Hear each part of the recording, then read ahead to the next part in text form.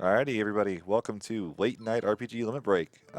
We are still getting set up, so stick with us for just a little bit. As a reminder, we are here benefiting NAMI, which is the National Alliance on Mental Illness. All your donations will be going straight there. As a reminder, if you have any donations, if all your donations over the course of the event add up to $30 or more, you'll be entered in a drawing for a PS4. So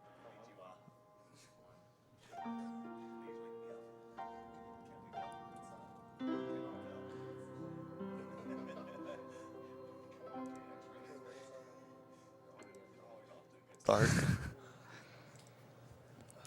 I mean, you're not actually opening the Friday runs anymore. Oh, dang. Okay. Awesome. You said before that this Two of us are live.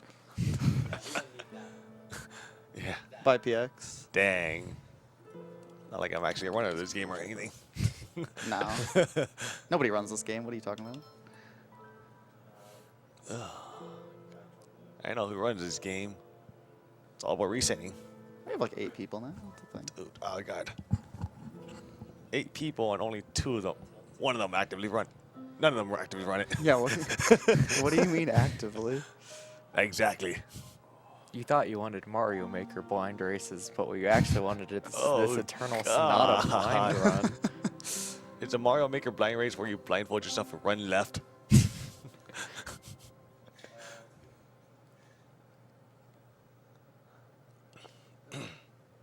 Dude, someone should just make a Mario Maker level where you're actually blind. A Mario Maker level about Chapon's life. Oh, I like man, it. that sounds great. Oh yeah, we're about to learn. Dude, we got history. It sounds fine right now. Yeah, it should be fine. A reminder that if we don't skip the cutscenes, the VOD will get muted. I actually don't know if those get flagged. They actually do. Do they? Yeah. Not bad. No, Well, we're I skipping skip cutscenes. all of them, We're so skipping it's fine. cutscenes, don't worry. Apparently Japan's music is copyrighted. I mean, I'd imagine it would be. Oh, God. All right, I'm good. All right. So I'll just go on go. So 3, 2, 1, go. All right. So this is Eternal Sonata. It's, I would say, a lesser known JRPG, but it's from the same developers who did Fragile Dreams on the Wii. They helped co-develop the newest Smash Brothers games. They helped co-develop Baten Kaitos, among other things. They also published this through Bandai Namco, who did all the Tales games and things like that. And actually, that's one of the biggest comparisons I would make with this game is to the Tales games. The best way I would describe the combat is like a simplified turn-based version of the Tales games combat. With the key thing with this game being a light and dark mechanic. So every single character has 2 special attacks right off the bat. One that they'll use if they're standing in the light, and one that they'll use if they're standing in the dark. Eventually they'll get more options later, and you can equip up to 2, but we'll get to that later. So basically, your options in combat are boiled down to 4 things. You have your A button, which is just basic attacks that everyone can do.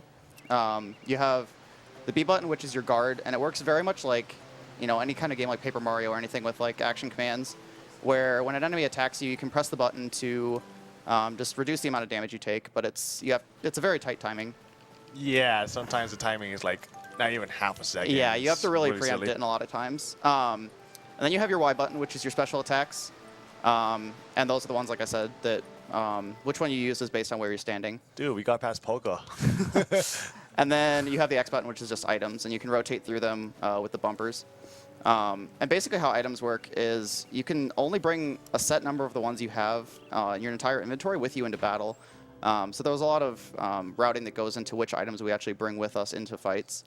And basically as the game goes on, we can bring more and more items with us. But early on, it's really, really tight. So we have to be a little bit more careful with what we bring with us. Thankfully, we don't really have money at all, so Yeah. we don't really buy too much items till later on when we actually just get Yeah. all the money we need. Yeah, we'll get to that later too, but basically money is not an issue in this game at all. Unless you're playing the PS3 version. Yeah. One of the 2 characters that you'll see in this fight, named Beat, has a gun hammer that also he also has a camera, and he basically will take 8 photos in a single fight, and that will fund the entire run. So it's not going to be an issue at all, but that'll be in a little bit. Yeah. Do you want to explain why you're playing on the 360 version? since you Oh, just yeah. mentioned that? Okay, Yeah. so I won't go completely in depth on the differences between the 360 and the PS3 version. They'll probably come up along the run. But there's actually technically 2 categories for this game. There's 360 and PS3. PS3, did Battle Camera turn itself off? No, because the the main screen went to AFK. That thing, usually it reset it. Isn't an issue. Nice. All right. Yeah, Well, I it need to happened fix my once. settings really quick. That happened to me before. I was wondering why the sound balance is really bad. Yeah. Okay. Sorry about that. That happens sometimes where like you'll do your settings outside of the main menu, and if it goes to like one of the cutscenes at the beginning, it just resets it for no It's reason. pretty great. And I know. what just happened basically is how I could tell that I didn't have the settings on is there's a setting called Battle Camera that if you have it on, it tries to do these cool cinematic cameras for all your special attacks. And sometimes you'll get your character to do like a little monologue at the start of their special attack where they just say a bunch of garbage that doesn't make any sense. And it wastes a bunch of time, so we don't want that on at all. I also think it stops the timer as well. Yeah, because- it does. So it's just So wasting. it'll waste like 5 to 10 seconds every time it happens, and it's completely random, so we don't want that at all. So already we're getting into the first boss, which is really awful. Like, this is probably the worst boss in the Yeah. game. He's a major And a pain. huge reset point. There's basically just a lot of things that can go wrong here.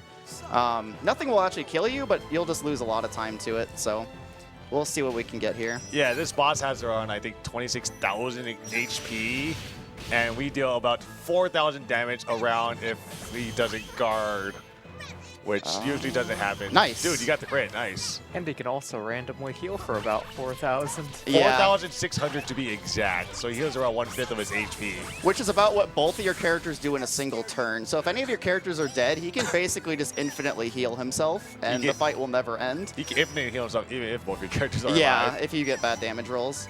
And he is faster than you, so he will double turn you a lot as well, which just makes everything so much worse. So right now, the way our turns work is they're timed. So I have 5 seconds to take each of my turns. And I can sit and think about what I want to do on my turn for as long as I want. In addition to that, the timer will stop for my turn whenever I'm not taking an action.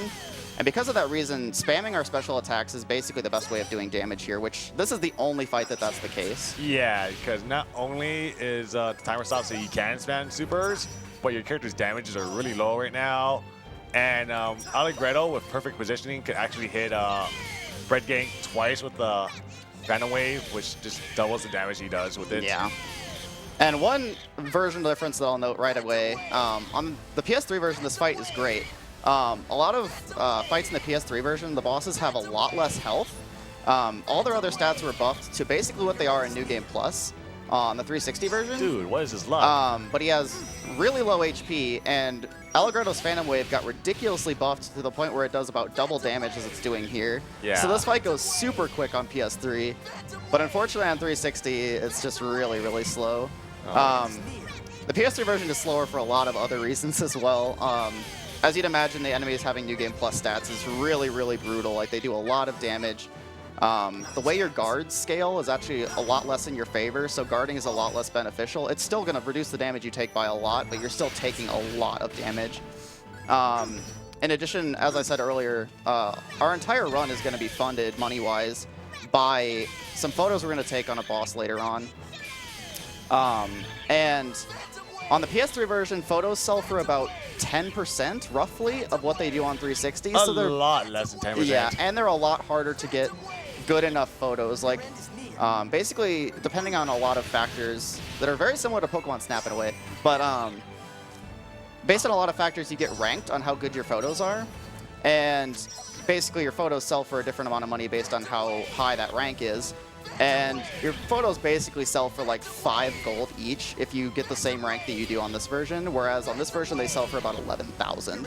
Yeah. So it's really awful, and that's like the main reason that basically me and like every other person in the community that's worked on the PS3 route, there's one heal. All right. I was about to say, I'm just skeptical about the luck you've been having this battle so far. But yeah, that's our huge roadblock right now, is just figuring out the money. And it's been just a huge detracting factor for me wanting to route the game. I've like tried to mess with it on multiple occasions and just lost interest every single time. Another really bad thing about the PS3 version is it loads really, really poorly. Does. Just opening the menu lags the game a ton, and it just takes forever to open your menu. Okay, he didn't heal again yet. He should be dead He here. might not. I'm probably going to heal for... Yeah, I'm going to heal beat for safety here. I wouldn't. I'd rather not have him dead, Actually, to be honest. you're getting a lot of crits here, man. Yeah. If he blocks, though.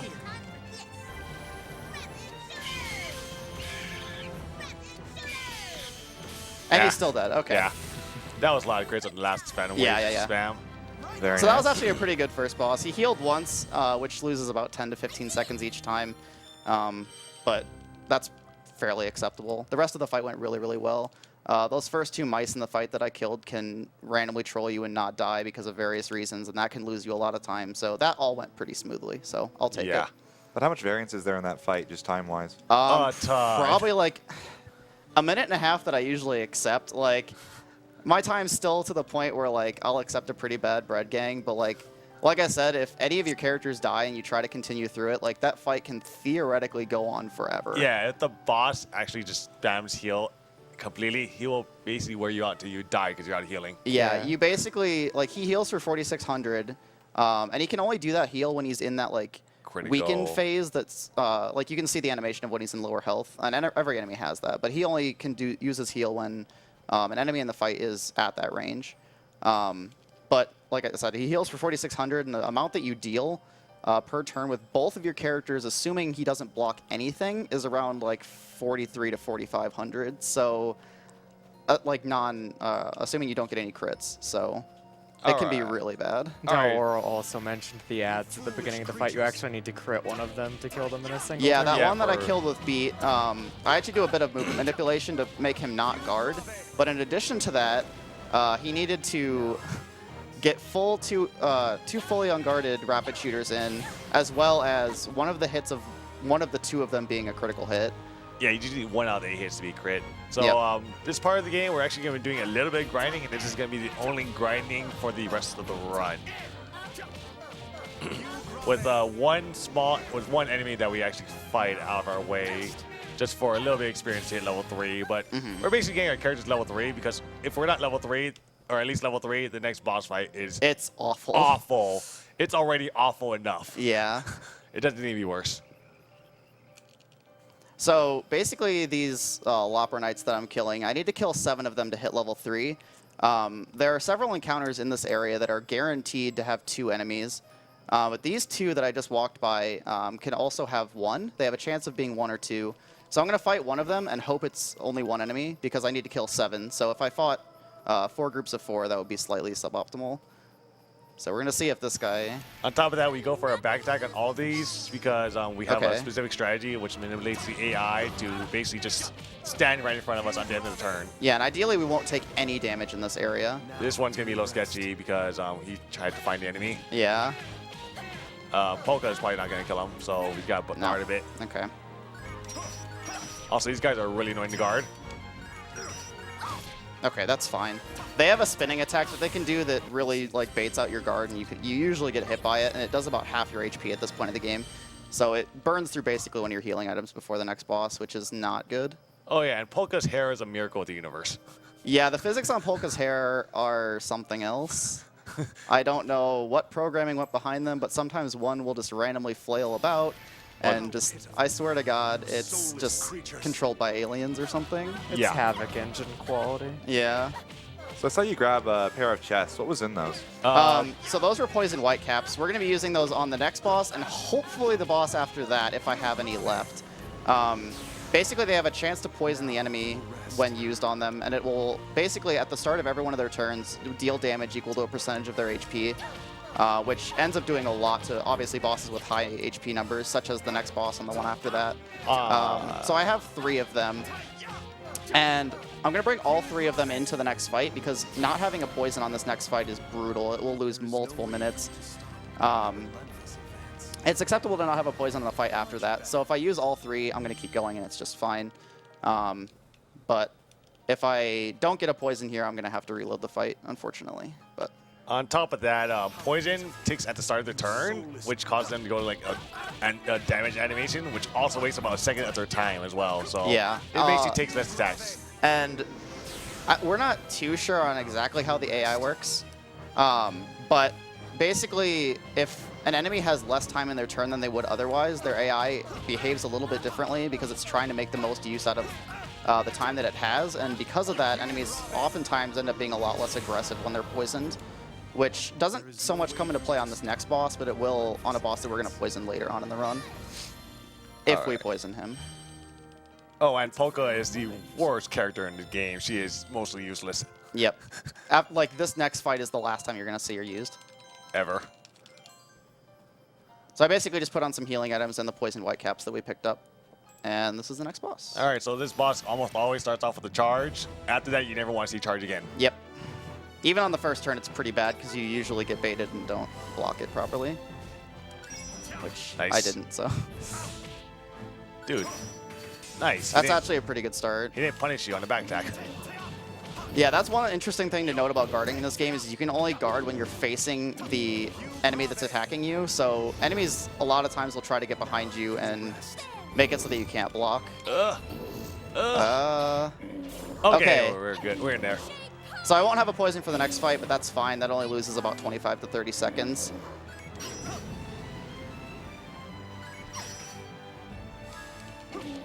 So, just like the last battle, we could spam specials because our timer doesn't run out until we actually do something. But their specials are so bad that it's not worth it. And like, Polka's animation for her dark special, like that's the only one that deals damage. Both these characters have a heal on their light special, so we don't want to be using that.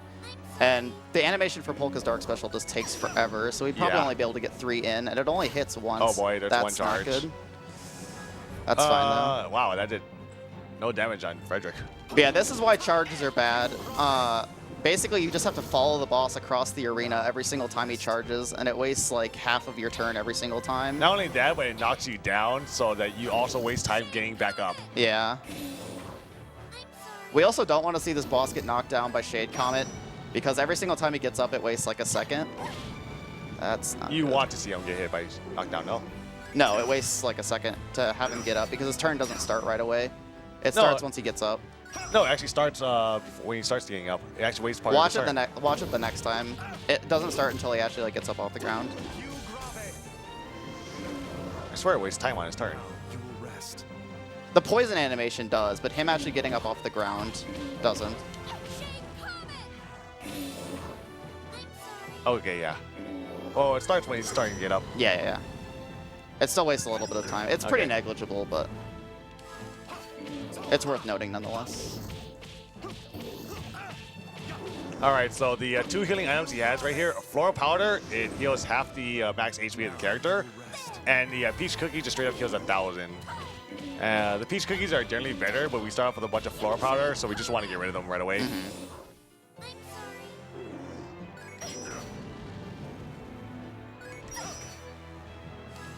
Because we won't be using any of these items later on, so if they're still in our inventory when we get better items, they're going to just screw up our menuing a little bit. Yeah, these first few boss fights are like the only ones that we're actually going to care what items we have left, because we're just going to have so many items later on that we don't care what we consume. Oh, nice one there. So yeah, that one's really hard to guard, because you pretty much have to predict he's using it and guard immediately. That's the issue with this boss charging too, is a lot of his attacks you kind of have to preemptively be ready for. You can't react to them necessarily. So like his charge block timing is really, really late. So oftentimes you'll press the B button, and when you press the B button too early, it just does a normal guard, which still reduces the damage you take slightly, but it's not like the one that you get from pressing it at the right time. Yeah. So it just kind of wrecks you. Yeah, this game is pretty brutal if you don't learn how to guard. Yeah. Like a lot of the fights in the run are basically impossible if you can't block them. Especially with how underlevel we are, because we skip every enemy we can. Yeah. Oh, God. That's fine. He should be close to dead, so. He's not in critical animation, is he? You can't tell because he's poisoned. That's the other issue with trying to see if a boss is low on HP, because you have no other way of telling where a boss's health is at other than counting. Counting is hard. Whenever a boss or an enemy in general is under a status condition, so in this case poison. Oh, there okay, it is. cool. You can't tell when they're a low HP because it's the same animation that they're in. Yeah. So yeah, poison can also kill, which is great. Yeah. It's a frame of mind, you see. All right, so now we're going to get our first party level up. And basically, party level ups are scripted throughout the game. You'll get them after certain boss fights. And they basically just advance how combat works. So in this case, we'll lose our infinite tactical time, so we won't be able to think about what we're going to do on our No, turn. we still keep infinite tactical time. That's right. I always, I don't really pay attention to what the party levels do mostly. We lose infinite, I forgot what it's called, but it's like action time. I Yeah, think. the timer will no longer freeze in between actions. So Yeah. once our timer starts, our turn is going to last for 5 seconds, no matter what we do. Yeah. The main thing that we get from this party level, though, as we're about to get a tutorial on, is echoes. And basically how echoes work is you build them up by doing your A button attacks, and you build them in increments of 4 and then 8. So you'll build them after 4 hits, 8 hits, 12 hits, 16 hits, 24 and 32. And based on how many echoes you have, when you go to use a special attack, it will consume all of them and increase the amount of damage that your special attack will do based on how many you consumed. And in this game, it doesn't too much matter between like 24 and 32, for instance. Like there isn't too much of a ramping up effect between like the different thresholds. On PS3, that's accentuated a lot more. But we're still going to be trying to do special moves at 32 whenever possible because it just does a lot of damage. So yeah, that's another reason why we turn off battle camera, because these... How did he guard me? I have no idea. It's okay, I get another turn. It's okay, they do 0 damage to you. So basically we're killing these enemies because we need 10 experience. Yes, a whopping 10 experience to hit level 3. And it basically just saves a little bit of time on this next fight. It's nowhere near necessary, but it just is basically worth going for because we don't need that much. And that's basically the last unnecessary encounter we do. Everything else is pretty much, everything else we fight is pretty much in our way or won't let us pass. Yep. And actually, on that note, I will mention that I'm having PX count for me as well, so I can focus. But for every... He's trying to make it the first. He is the first. He got the first. All right. Wait. So for every unnecessary encounter that I get into, I'm going to Oh be my donating God. $10 to Nami. So Oh, good. So these enemies are really annoying because when they go into the darkness, they become really big and powerful and Yeah. scary. But right now they do 0 to 1 damage to us, so they're pretty adorable and do nothing. Like, you see that giant palm tree thing in the back? That's Yeah, what that's they what turn they into. turn into. A lot of enemies will also, I didn't mention that earlier, but a lot of enemies will transform based on whether they're standing in the light or the dark. Alright, so we're going to give Allegretto the weapon that we got from killing Forest Boar right now. And put on the rest of the healing items we have, which we don't have too much, but it should be fine. It's fine. This fight is not the PS3 version. Yeah, this fight is brutal on the PS3 version. Basically, the boss will always get the first turn here, basically. And he goes straight for Beat, and Beat isn't facing him right away, so the first attack he does, you're always going to take the full damage from. And on PS3 version, if he does a certain combo, it will one-shot Beat almost. It will do like 90% of his health. This boss also has really aggressive AI in the PS3 version, which he luckily doesn't have here. He'll like try to get behind you constantly and just fly all around the arena, and it's a nightmare. He's pretty controllable here, though. Fiery Breath is one attack you just don't want to see ever. Yeah. So the main strategy here is we're going to be using Beat to just build echoes. We're not going to be using Rapid Shooter at all. And we're going to be using Sun Slash with Allegretto when we have as high of echoes as possible. So basically whenever Allegretto's turn ends. So we're basically just going to hope to have as many echoes as possible. Yeah, Rapid Shooter is a lot less ineffective than Sun Slash, and Sun Slash does 6 attacks and Yeah. beats 4. On top of that, Allegretto is basically the stronger character right now because he's got a better weapon and better stats. However, Beat will have some use later on, sadly. Yeah. I mean, he is pretty good when we have to use him, to be fair. Oh, that's because we basically do everything in our power to make him better. Yeah, that's good.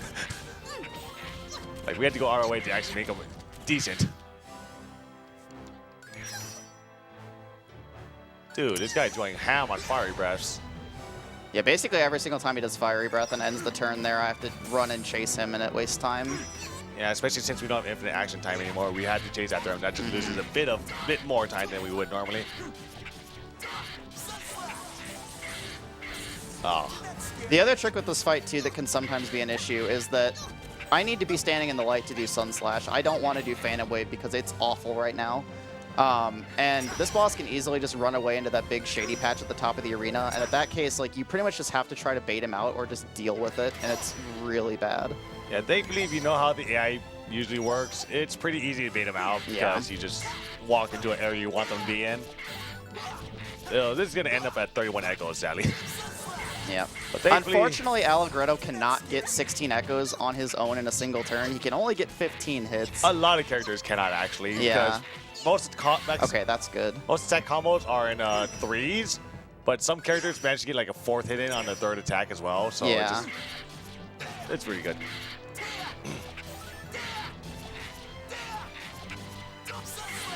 So here's a 32 Echo Sun Slash. It does quite a bit of damage. Yeah. Like I was saying earlier, this boss should be getting, or we should have poisoned ideally, but unfortunately we didn't get lucky, so.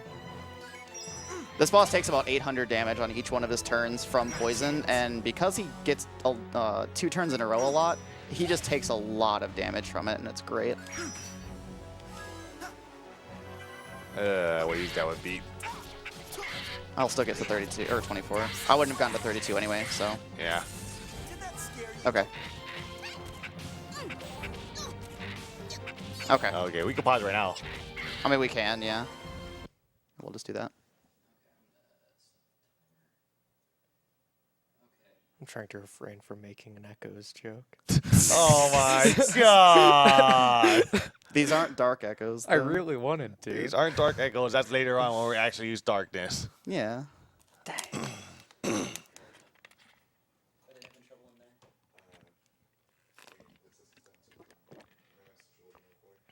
Man, good Twitch.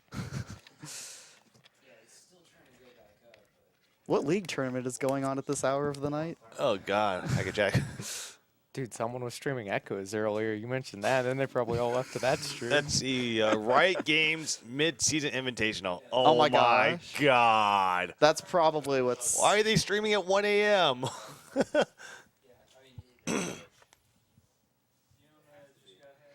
So we can officially blame all our problems on Riot Games and League of Legends? I'm okay with that. Oh, God. Even though I play the game a lot. Oh my god, why do you play the game a lot? It's fun. That was TX, fun. why do you play Hearthstone? Well, That's it's a better fun. About as question. fun as Hearthstone is. Okay. You guys should just play Echoes.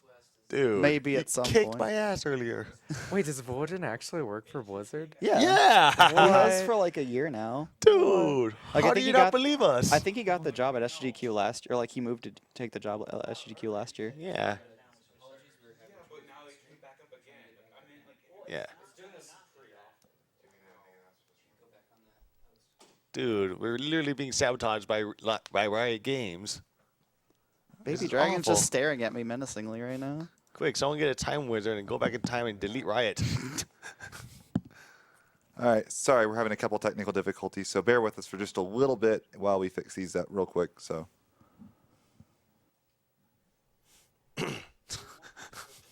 He's just staring at you so intensely.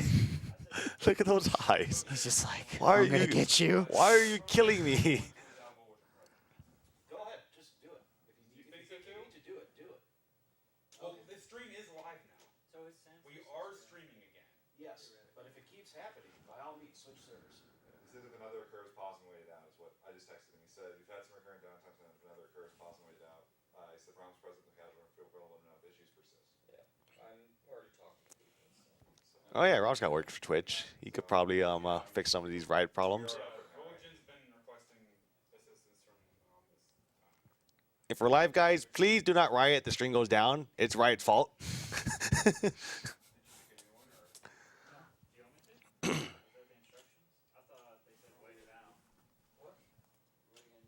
I don't know if Ron's gonna have an answer for us that soon. Yeah, probably not. I mean, the support team's all home right now, so it's not. So just continue for now, and if it goes down, I would switch servers right now. Yeah, well, we're already paused. Yeah, announce it first. Let me through, let me announce it first. Texas, Washington, California.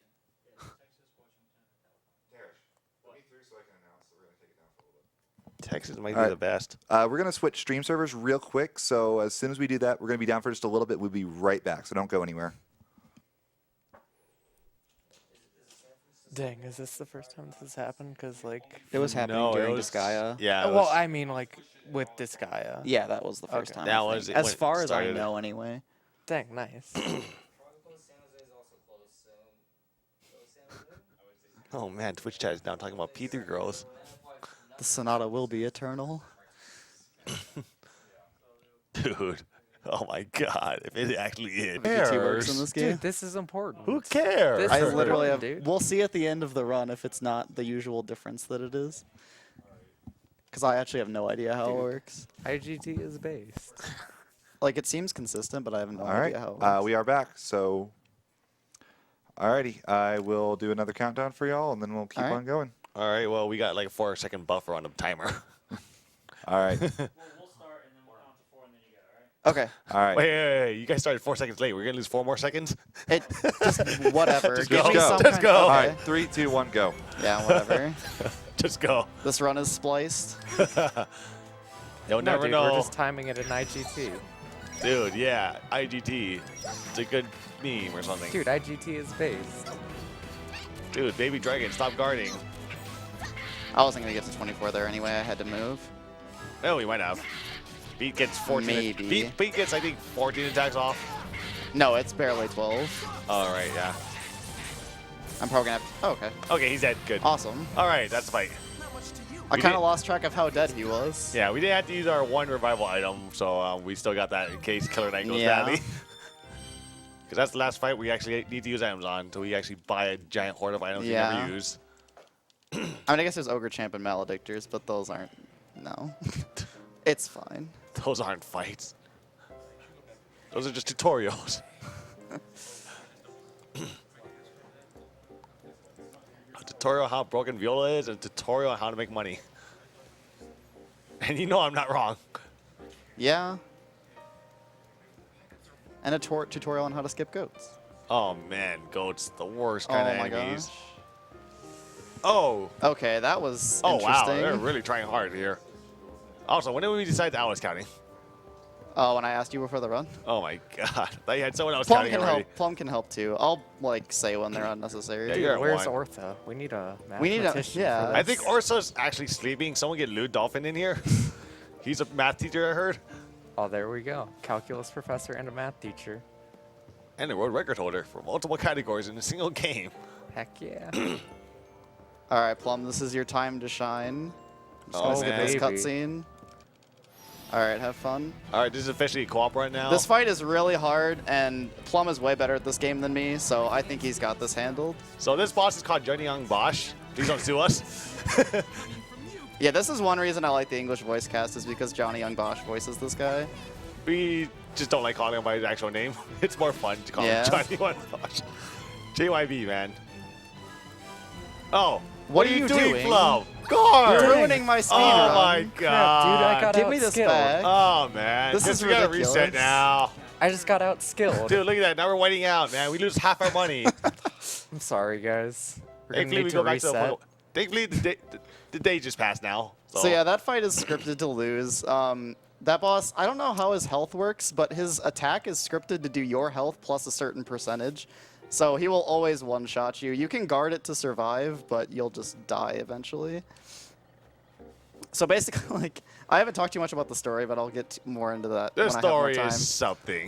Basically, the whole reason we fought him is because he's wandering through the forest on a mission given by the main antagonist, and he sees these people who have we have no reason to be like against him right now, and he just sees us and he's angry and he's like, I want you to die. He's really nice. He's a swell gentleman. Yeah, he has a monocle, man. Yeah, a lot of this plot is very non-coherent. Basically, the whole world of this game takes place in Frederick Chopin, the actual pianist's dying dreams. And there's basically this whole thing going on where the Count, who's like in charge of everything, is creating this alternative medicine that is way cheaper, but basically turns people into mindless magic using zombies. So he's just trying to raise an army, basically. And it doesn't get more complex than that, really. There's a few extra things that I'll mention as they come up, but that's about the gist of it. Yeah, it roughly like shapes the story around Chopin's own life. And the character that Very- we've been playing as, called Frederick, is Chopin in his own dream. Yes, he's dying, so he decided to just jump into his dream. So, yep. That actually becomes a plot point. So now we have the next boss, which is Ogre Champ, which actually we have a fairly new strat for this. At the beginning, shoutouts to Frockenok, who picked this game up after I did. This community's actually grown a lot. Recently, we have like 8 runners, I think, on the leaderboards now, and I think there's more that don't have their time submitted. But basically, when I picked up this game, there were 2 people that I knew of. One of them actually sent in a donation earlier by the name of Valor. He's a really cool guy, and he did a lot of the initial routing for this game.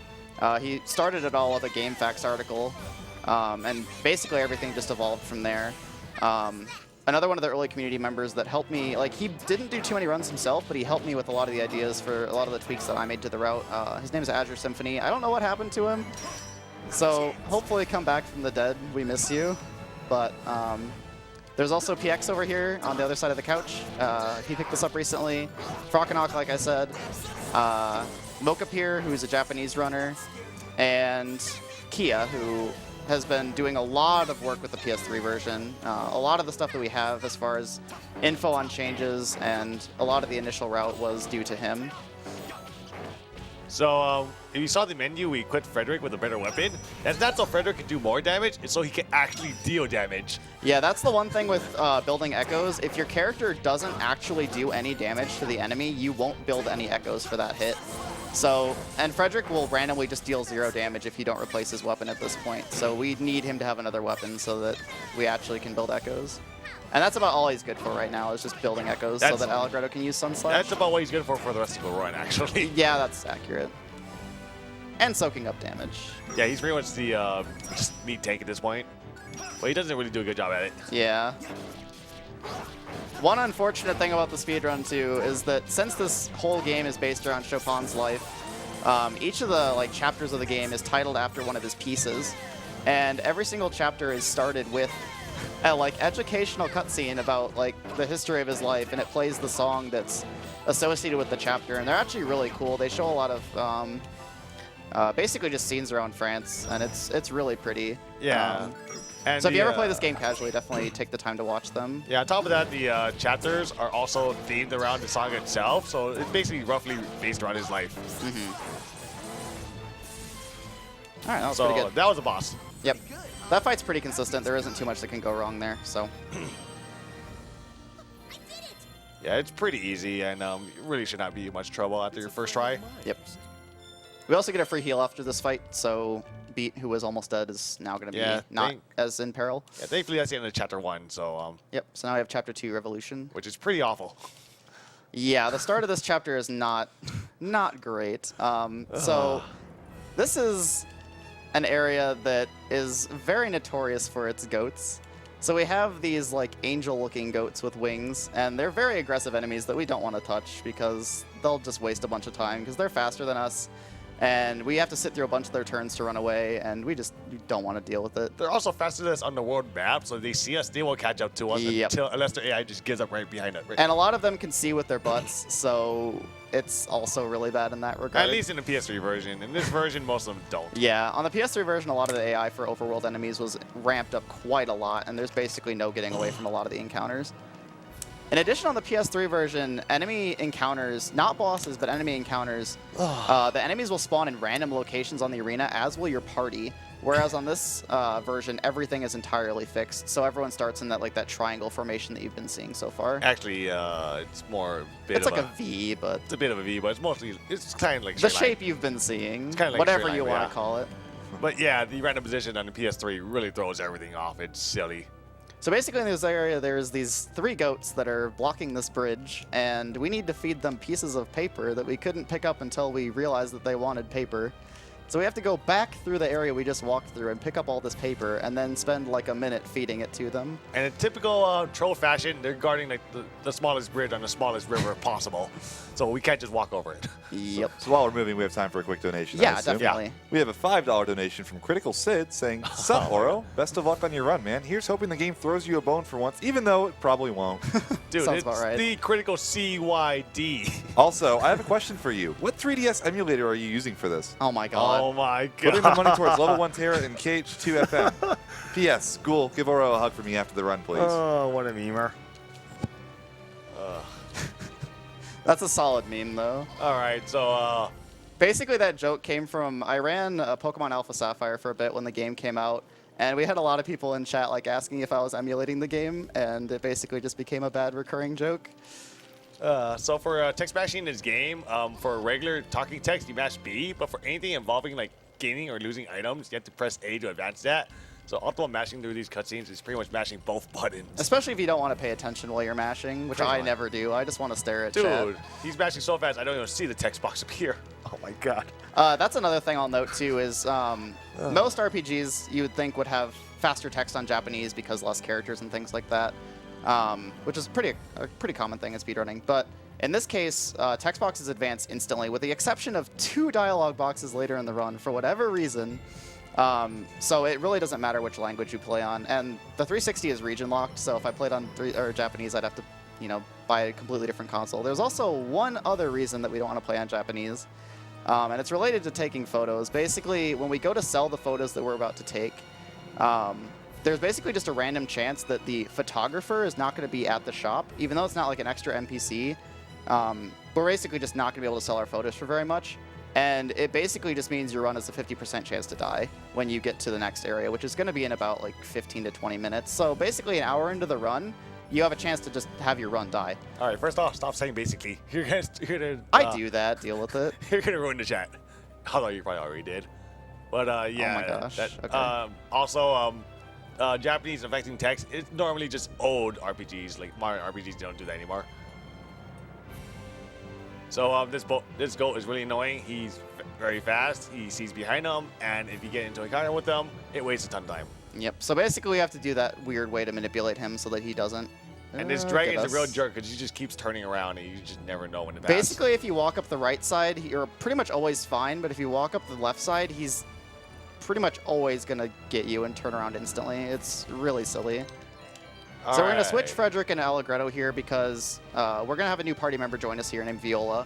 She's really overpowered. She's going to be the first good party member we see. And whenever a new party member joins you through a cutscene, which is what just happens here, they'll place the character in the 3rd slot in your party and shove your party back.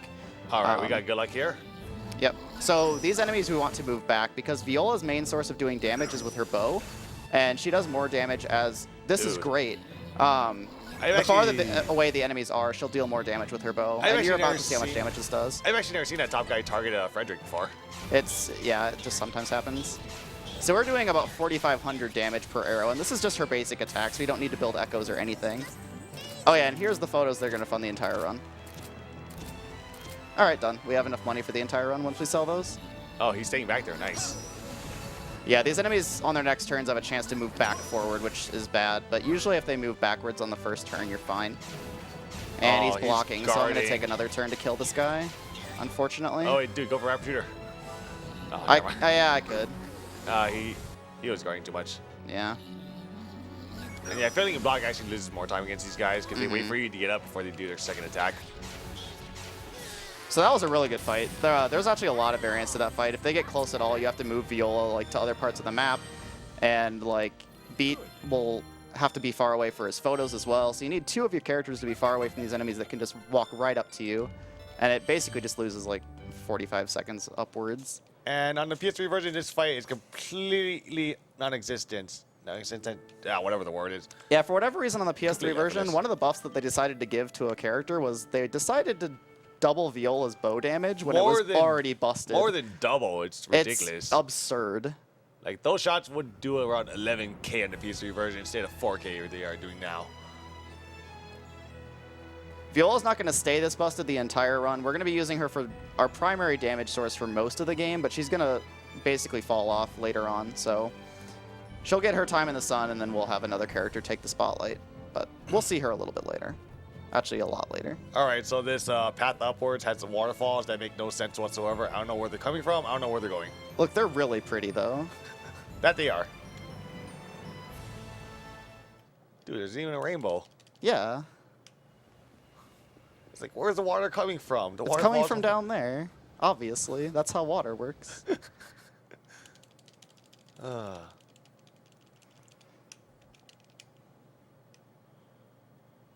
right, so I don't remember what this dungeon's called, but it's really awful casually. Yeah, so this is Fort Fermata. This dungeon is meant to be an entire big labyrinth that has these switches that you can press to like rotate the platforms that you're going to be walking around on.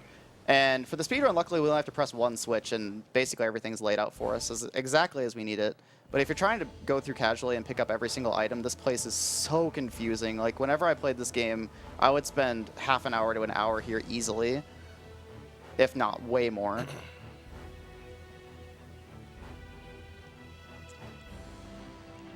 We actually have time for a few donations if we have any. Alrighty. Once again, just want to give you guys a quick reminder. This is RPG Limit Break 2016. We are live from Salt Lake City, Utah. Late night shift, of course. We're raising money for the National Alliance on Mental Illness, NAMI. If you want to find out a bit more about what NAMI does and how they're really awesome, go check out www.nami.org. So also want to give you guys a reminder, we do have some awesome t-shirts available at the Yeti. Go to theyeti.com, or let's see, hold on, let me pull up the link. It's the Yeti, THEYETE.com/RPG Limit Break. There's some pretty awesome designs. I'm personally a fan of the White Mage, but there's a pretty awesome Kingdom Hearts one. There's a Demon Chocobo one. Go check them out. $3 of each of those sales will go straight to the charity. So, yeah, right back over to y'all. All right. So there's a bunch of mice here that are really aggressive, and they're very random where they're standing, and a couple of them almost got me already. They're also really hard to see a lot of the time. Yeah, the camera in this game is not the best. Yeah, I have absolutely no control over it. It's entirely fixed, and a lot of the times it's really zoomed out in areas like this. Yeah, like towards the end of the game, you'll actually see an area where we'll actually be walking off screen because the camera is that slow. So here's the only switch we're going to be pressing to move the platforms in here. I think they put them in rooms just so they wouldn't have to have an animation for everything moving. Pretty much. And for whatever reason on the PS3 version, they added an animation for this button. Oops. Dude. Where it like just glows and goes crazy. So it's just random stuff they added. Yeah, they made it more colorful in the PS3 version. Yeah, there's a lot of random stuff that they added. That's pretty cool. I definitely, for any of you looking to play this game casually for the first time, I would definitely recommend the PS3 version. Even though we've said a lot of the stuff is worse for the speedrun, it's definitely the more challenging and more rewarding casual game. This game casually or this version I should say, is a lot on the easier side. So if you're looking for a challenge, you won't really find too much of one here casually. I mean, unless you intentionally challenge yourself to use characters like Polka, Frederick, and Yeah. who else is awful? Those are pretty much the two worst and ones. Everyone Beat, else I is guess. actually pretty decent. Beat, I guess. Or Allegretto, God forbid. Yeah, the PS3 version also has 2 additional characters that you can use. One of them is awful, and one of them is really, really good. Unfortunately, we really won't get to see them. They are story-related, but we're going to be skipping pretty much every single cutscene they're in. We'll see them sitting around like 2 hours into the run, but that's pretty much all we'll see of them. Yeah, about 2 more hours in. So you get this, I think it's Allegretto's his name, right, on the world Yes. map. Yeah. Are you allowed Yeah. to change that at any point, or is it? No, actually. Unfortunately, yeah, no. Basically, there's a priority system in place between Allegretto, Polka, and Beat based on whoever's in your party. So if you have Allegretto in your party at any time, you're always going to control him, followed by Polka, followed by Beat. And they're basically the really important story characters that they want you to be, like, immersing yourselves in, I guess. So they force you to control them at all times. I don't know why Allegretto is one of them, honestly. Because there's romance subplot between him and Polka. There's almost nothing involving him in cutscenes for most of the game. The plot doesn't revolve around them. Look, they fall in secret love. It's okay. I know, it makes no sense. Yeah, the end. Like, this game is worth playing casually just to see the like really, really weird ending. It's the last. Like, after you beat the last boss, there's like an hour or two worth of cutscenes and credits that just makes no sense, and it's really, really weird. You won't even understand it, and then there's a art book, I believe, that actually explains more of the story. And it still doesn't make any sense. doesn't make sense. To be fair, he is dying. Yeah. Yeah, but... So, spoilers, but Polka is supposed to resemble his dead younger sister who died at the age of 14, so she never ages past 14. Yeah, there's a lot of parallels that they try to draw. There's a lot of cutscenes that take place in the real world as Chopin's on his deathbed. And they try to draw a lot of parallels between the characters in the real world and the characters in his life.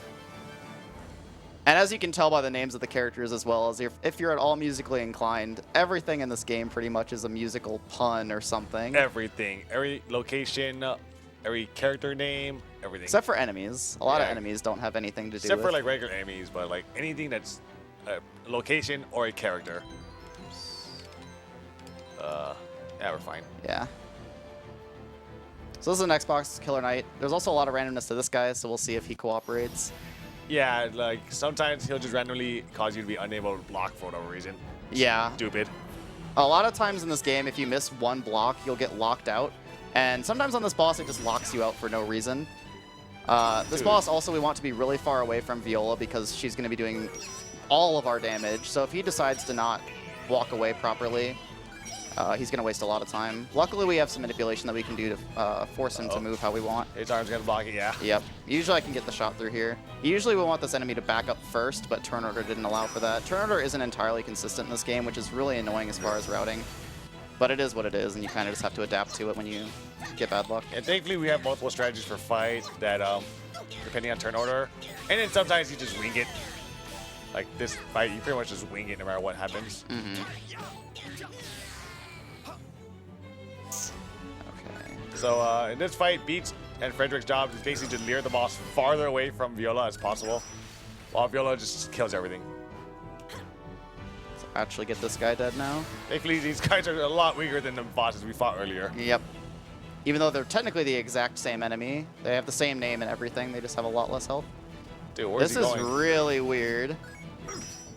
Yeah, he I'm was just gonna do stuck. this. Yeah, he was stuck, so he had to take it opposite direction. Frederick's Yeah, this dead. damage is really bad right now, so we want him to be way farther away than this. Yeah, it's probably good to heal now. Oh man, what This angle is he really going? weird. You might want to turn him. Yeah, I'm gonna try. I mean, I can't really control whether he goes after Beat or Frederick, and that's kind of what. Just head to the right side of his feet. Yeah. The other thing is, Viola's bow will do more damage to enemies in their head, or basically their upper body. So by standing both Beat and Frederick by his feet, I'm trying to manipulate him to not turn around and stay turned around, because then I can't hit his head and I lose a lot of damage. I think another reason is that for some reason it also makes their hitboxes farther away, so the arrow travels a bit farther. On top of that, when they're getting hit, like you see them getting knocked back, that also moves their hitbox backwards, so your arrows start doing more damage than before. It's really weird. Like there's a lot of wonky physics that you wouldn't think would actually matter, but they do. Now he's about where we want him, finally. Yeah. He's doing a lot of zigzagging. He can also get caught on the torches that are in this room too, and it's really annoying. Yeah, it's pretty bad. So occasionally you'll get a headshot with Viola where you hit the head precisely. It'll just do a massive spike in damage for no reason. Like, it's pretty random if you get him or not. But it's really noticeable when you get him. So the turn after this one should He should be getting about dead from Dude, here. Like, nice this is the crit. damage I should have been doing, Dude, ideally. that These was a- crits are insane. That was a crit headshot right there. Nice crit headshot on that, though. Easily makes up for everything earlier. Not really. As far as just seeing big numbers, I'm okay with it. Okay, he's dead. All right. Don't get mad at me. I'm not mad at you. I'm mad at the boss. Yeah, pretty much. This is pretty much the last of the beginning bosses. After this, we start having actual strategies because we have set items that we're going to buy. The next time, we're going to be buying all the items that we need. And- Well, most of the items Yeah, that we and the need, next but- few bosses are going to be pretty straightforward until we get to a pretty awful part in the game. So now we get party level 3. It doesn't do a whole lot. Party level 3, you lose infinite tactical time, so you actually have to think fast. On top of that, which we're trying to go fast, so that doesn't really matter. on top of that, we actually double the size of the items we can carry, so it's really helpful. Another thing I'll bring up too as far as bringing items with you into battle, basically every single item has a point value assigned to it based on how strong they deemed the item to be. So for instance, our items that bring people back from the dead, they cost 2 points. The peach cookies that we've been using cost 1. And a lot of routing goes into like how we're going to balance like the items that cost a lot and are really useful versus the cheaper ones. Yeah, generally the better the item, the more it costs to put it in your inventory. Yeah, for instance, there's a buffing item we're going to be using later on in the run that costs 4. However, by the time we are using them, we have enough points available to us because of our party level that it doesn't really matter too much. Yeah, and on top of that, by the time we get to the point, we start using healing items less because we have so much HP. Yeah, we're just killing bosses so much faster. Oh From this boy. point on, bosses are going to start dying a lot faster. Just because we have a lot more resources available to us. Oh Okay. boy, this guy, yeah, you can sneak by. That's fine. So yeah, these guys are dangerous because if they see you, they will chase after you and they will catch up to you unless they give up right before they hit you. Which Yeah, you can sometimes walk happens. outside of... Enemies have like a specific box that they'll walk around in, so if you walk outside of that invisible box, they'll just ignore you. So now I have to save this guy's cart from this dragon that's attacking him. Which turns out to be 2 dragons and a goat. Yep. How pitiful. You soulless Which creatures. normally would be a scary encounter, but we can manipulate the AI in that they will basically do nothing to us. You don't look so And another note about the PS3 version here, basically at the point, based on what level you are here, when you get here, you basically do no damage to anything, and it's really bad. So we're kind of trying to work around that too. I'm not close enough, that's fine. Doesn't really matter what Beat does on this turn. Yeah, as So long this goat as- ideally is just going to walk up here and do nothing, or just sit there and do Yeah, nothing. he'll basically just go around in a circle and decide to go after Viola. Sometimes he just gives up halfway and decides to go to Beat, but it's too late for that point. Enemy A in this game is really interesting sometimes. Okay, it's not dead quite yet, but that's fine. But Beat gets the next turn, so he gets 2 rapid shooters and just kills them. Yep. were you impressed? So that's pretty good. No, we're not impressed, Beat. Never impressed by you. I'm impressed when he crits bosses later Oh in the game my for a god, lot. that but Dolce file was ridiculous. That was actually impressive. okay. There's a goat that comes from off screen and a little branching path to the left there that sometimes just sees you and guns for you and you just can't even see him coming. Yeah, And these that- goats still way outspeed us, so if we get in any encounters here, we're losing a lot of time. Yeah, they will take. If they get back attack, they basically take like 5 actions before you get a chance to run away. And if you screw up your run away, you leave like 2 more actions. It's stupid. Luckily, running away in this game is basically guaranteed as long as the game doesn't drop an input. All I have to do to run away in this game is hold both of the bumpers for the entirety of one of your Don't be such character's a turns. crybaby. So as long as the game doesn't think that you let go of one of the buttons at any point, you just run away all the time. On top of that, you actually have to be holding them before your turn starts. You can't like decide you want to run Yeah. away. You have to be deciding before your turn. So it's really annoying. Also, that dragon doesn't exist in the PS3 version. Yeah, they just took him out. I guess they realized on this version you could just run away from him and walk past him. They probably intended him to be not optional, but... Oh boy, this goat might be trouble. Uh, Okay, we're good. okay. 1 more goat left, and that's it. And this one's... Yeah, I shouldn't say anything right now. This guy's caught. If you I before. say something, he'll get me. Oh, Okay. okay, he gave up. Okay, that was actually a pretty good road there. Yeah. So now we have to do a little side thing. Basically, the whole reason we've come here as this whole group is because we're trying to talk to the Count to get him to fix this cheap medicine. Okay. Stream went down again. Okay. Oh boy. Twitch. You want to pause the timer? Dude, this is awful. Oh man. Dude, like, Riots, please. get good luck in the run to make up for awful Twitch luck. We have been This getting run's good luck. actually decent. We have been getting good luck. That's the funny thing. Tech is not. There's only so much you guys can do. I'm gonna give it another chance to reconnect. Switch over to Texas. Yeah, Texas is probably a good idea. Don't let me down, Texas. Oh man, Goal. Stupid old Texas. Goal, you got standards Gonna now. get you. Do it.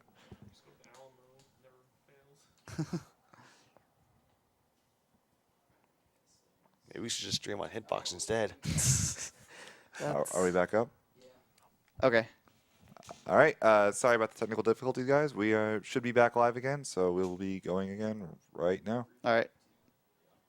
Okay. All right, so we go into the inn because it's basically getting dark and we have nowhere to stay.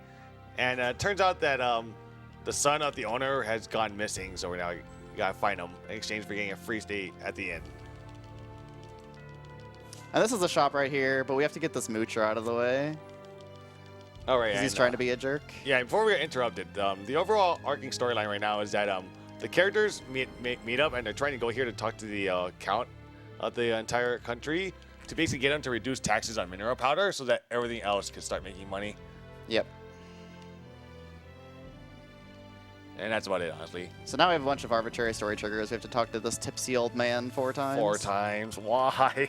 All right, now I'm going to do some shopping really quick. Yeah, you should show them the text for the photo. It's pretty funny.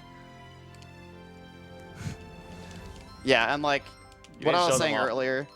Oh, yeah, this. What is this junk? You can't even use it for scrap paper. I'll give you 11,000 gold for it. It's pretty great. He's clearly trying to like bid you down, like, oh no, it's terrible, it's terrible, it's terrible. Here, whatever, you know.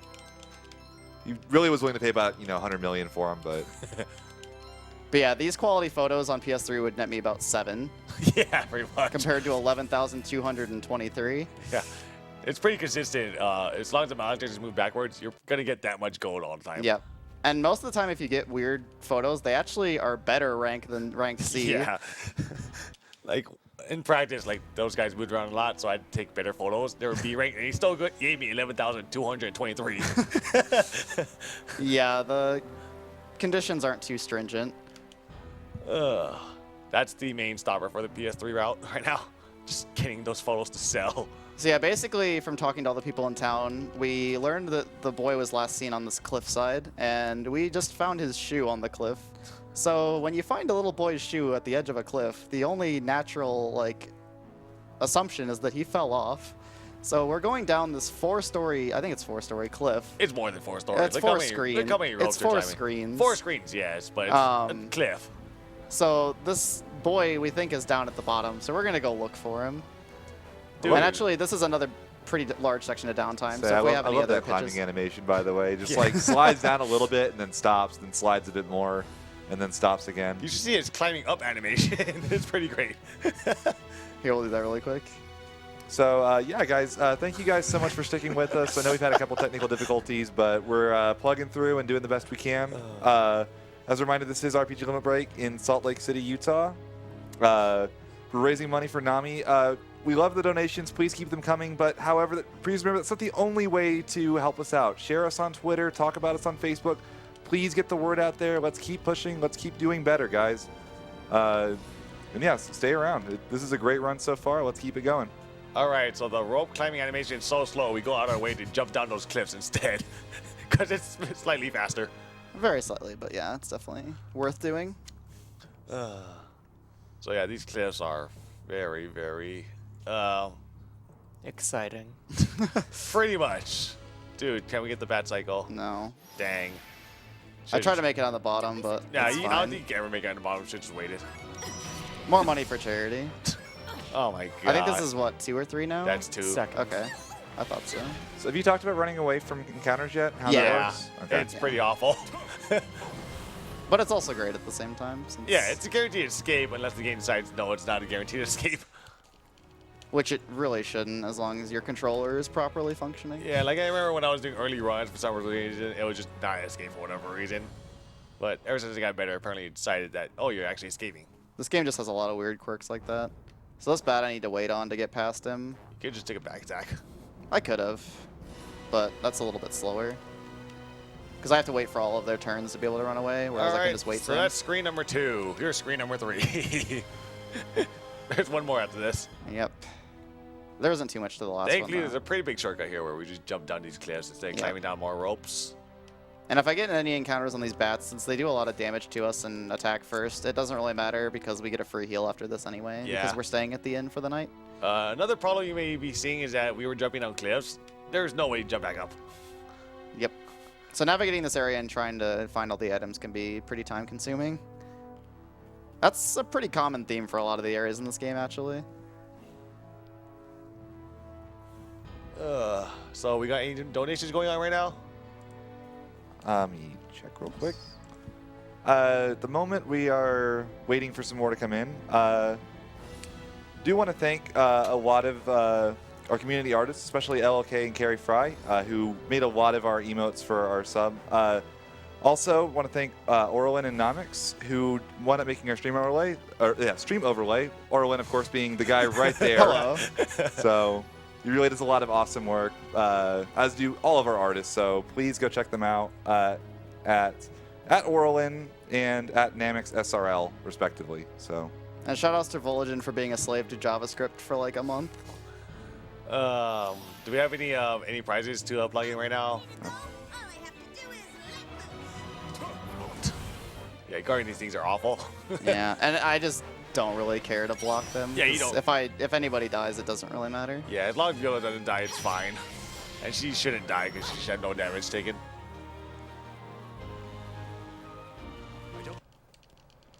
So that Okay, fight's yeah. required, by the way. There's no way around that. You kind of Alright. just have to take Also, it and run away. This cave is amazing. Just look at that steep drop. Yeah, these caves are kind of weird to navigate if you don't know where you're going, because you can't see behind the wall, obviously. All right, so if you did see what Oro did in that shopping menu back then, what he did was buy a bunch of healing items and some other items to use in combat. One of the important ones is going to be a Hell Mustard, which inflicts a status called Burst, which doubles your damage output, but also doubles the damage you take as well. Yep. So it's basically a gas cannon item. On top of that, he bought a bow for Viola because she's the only character that matters right now. And another interesting thing about Hell Mustards too is that a lot of enemies' AI will work in such a way that they target the character with the lowest defense if their line of sight of that character is not being blocked. So there's a lot of times where the character we use a Hell Mustard on is just going to be gunned down if we don't do anything about it. But a lot of the times we can manipulate that, so that's not an issue. So that boy that fell down the cliff, did he actually survive? Yes, he was Yes. just fine, and we're bringing him back to the end. Yeah, and thankfully the cutscene teleports off the cliff because there's no other way back up. Yep. It's a one-way trip. And that area at the bottom is actually really pretty. It's a shame that it's wasted on just running around and doing nothing. Yeah, and it's weird because like the trigger for that cutscene is like you just gotta run to the left or right all the way out. It's dumb. So we're going to do one more quick menu here for the next boss. Oops. So we're going to give Viola her new bow, put on these Hell Mustards that we just mentioned. I'm putting on so many. I should only need one here, but I'm putting on so many because this boss can screw you over and you end up needing to use two on a I fight. normally just use one because even without the hub monster, he Yeah, still dies. usually he's almost dead. He still dies. But if we only use one, well, even if we use two, the next boss we can just not menu before if we Well, spoilers, have all but the enemies. spoilers, but the next boss is the same boss. Yeah, this is the only boss that you refight technically, and Not in the you PS3 fight them ver- right in a row. Not in the PS3 version. Yeah, Well, I'll let that be a surprise for people that play it. Unless I decide to bring it up when we get there, but we'll see what I'm feeling. Yeah, we shouldn't bring it up. Leave it a surprise since you recommended the PS3 Yeah, version. that's true. Speaking of the PS3 version, this boss is a huge difficulty spike on the PS3 version. This boss is just brutal. Really? I thought Viola just killed him. He does. Well, she does, but not if you're playing casually. You're not going to know to break Viola. Yeah. I mean, you do now, but if no one told you. Yeah, it's like the Viola's arrow aiming thing. You would never know about it unless you accidentally held the button down. Another really interesting PS3 360 version difference is that Viola's aiming is inverted vertically on 360, and they made it not inverted on PS3 for whatever reason, and there's no setting to change it. And she and Beat with his photo taking are the only characters who have like first-person aiming mechanics. So at the end of your turn, it actually shows you how much damage you did in a turn. If you saw, Viola just did 51,000 damage in a single turn. Yeah, this boss kind of just gets Which is wrecked. ridiculous. Oh man, so now we have the best character in the game. Yeah, so we just got a new party member named Salsa, and she's one of the main reasons that I was really hoping that English would win the bid war, because they gave her a really weird random southern accent kind of thing, and a lot of her lines have to do with pounding people, and it's really funny. Yeah, you're going to hear that from us a lot. She's just a really cool Every character. time she says one, we're going to repeat it because it's fun. This next area is also really, really awful as far as getting extra encounters. That doesn't make any sense.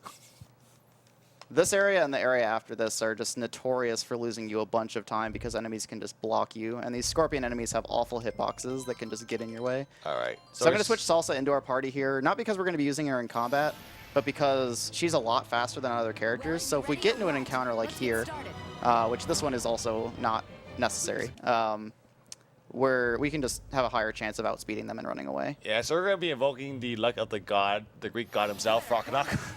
Yeah, Frock gets a lot of secret passages where he just gets no encounters, and it's... I hate him so much. And the last time Oro did that, he basically got the worst cave ever. Yeah. He basically just stole all my luck, and it's awful. Oh my god. Okay. So yeah, the Scorpions are awful. Yeah, a lot of times the best way past an enemy here is just to brute force your way past them, take the encounter, and run away. If an enemy doesn't see you, you can't do anything to reset their AI loop, so they're just going to sit there and do nothing a lot of the time. So you kind of just have to wait an undetermined amount of time for them to move. So yeah, hitboxes are dumb. That's about it. So that's what, 5 or 6 encounters now? 5 right now. We do have a $10 donation from Melrose that just says simply, "Hi, PX." Oh boy. Oh boy. Melrose is a great member, good friend to all of us actually. Yep. Fun member of the speedrunning community. Please. All right, so that's 6, and like half of them are Scorpions. Yeah, Scorpions are really just not okay. If they turn around to you and you're trying to run away from them, you'll get caught on their pincers a lot of the time, and it's really bad. There are some instances where you can just get caught on an encounter you try to run away from, and you just have to fight your way out, and it loses a lot of time. Come down on you like a mountain range. That's one of her greater lines. I love Salsa. She's great. I don't remember. Was that 6 or 7? 6. That should have been 7 then. I don't know. Okay, that was 8. Oh, yeah, it was 7. So, yeah, this is 8. Oh, man. Back attack. It's fine. Yeah, we're also not going to be having Salsa in the next fight, so it really doesn't matter where her HP's at. I can heal people before the next fight, too, because I have a bunch of healing items. You usually don't have to, though. Yeah. I mean, even if you take some damage from these fights, it doesn't matter. The next boss, not too troubling. Yeah, so basically for story reasons on the next boss, Beat is going to be forced into our party. So again, the third person in our party is going to be forced out, which is Salsa in this case. Yeah, Salsa, while she's still a good character in combat, we don't really need her to gain levels at all because she's pretty much equipped for everything she needs already. So we're going to be leveling up Beat and Allegretto, Beat and Frederick because they kind of need the experience right now to take hits later on. Yeah, pretty much the only thing we're going to be using Salsa for later in the run is the dark special that she starts with called Shadow Silhouette. And basically what Shadow Silhouette does is when you use it on an enemy, and it successfully hits, it puts a buff on every character in a radius around her that increases the damage of their next special move, and that's going to be very, very useful to us later on. Yeah, on top of that, she builds echoes really, really fast. Yeah, one of the best echo builders in the game. Yeah, she would be the best if not for a certain item for a certain character later on. Oh man, these bats are actually behaving. Except for that first one. That first one was awful. Can't wait to get roadblocked. There's 3 enemies here right at the end that can just sit in your way, and it's... That's a good spot. Yeah, that's fine. Alright, so that's 8 right now. Yeah, that was a decent secret passage. I got away from every encounter pretty fast. Yeah. That can go a lot worse. It could go so bad. If a Scorpion just decides to be a giant jerk and sit in the middle of the path, there's no way around him until you move. Yeah, a lot of the paths here are just super narrow, and it's really unclear where you can actually walk and how much distance you have. I just have really bad depth perception to begin with, too, so it's really hard to tell. And this isn't the worst area. The worst area comes next. Yeah. You didn't say nothing yet? The next one is pretty notorious. It's got some of the best music in the game, though, so... Really? I never noticed it because I'm too bad being mad. Too busy being mad at the game. It's literally the most peaceful song in the entire game and the most infuriating area in the entire game. Oh my god, it's so bad. It's pretty solid irony. Like, in practice, actually no, in a race, I don't remember if it was practice or race, but I actually just ran into everything because everything got in my way. It was dumb. And that's not super uncommon.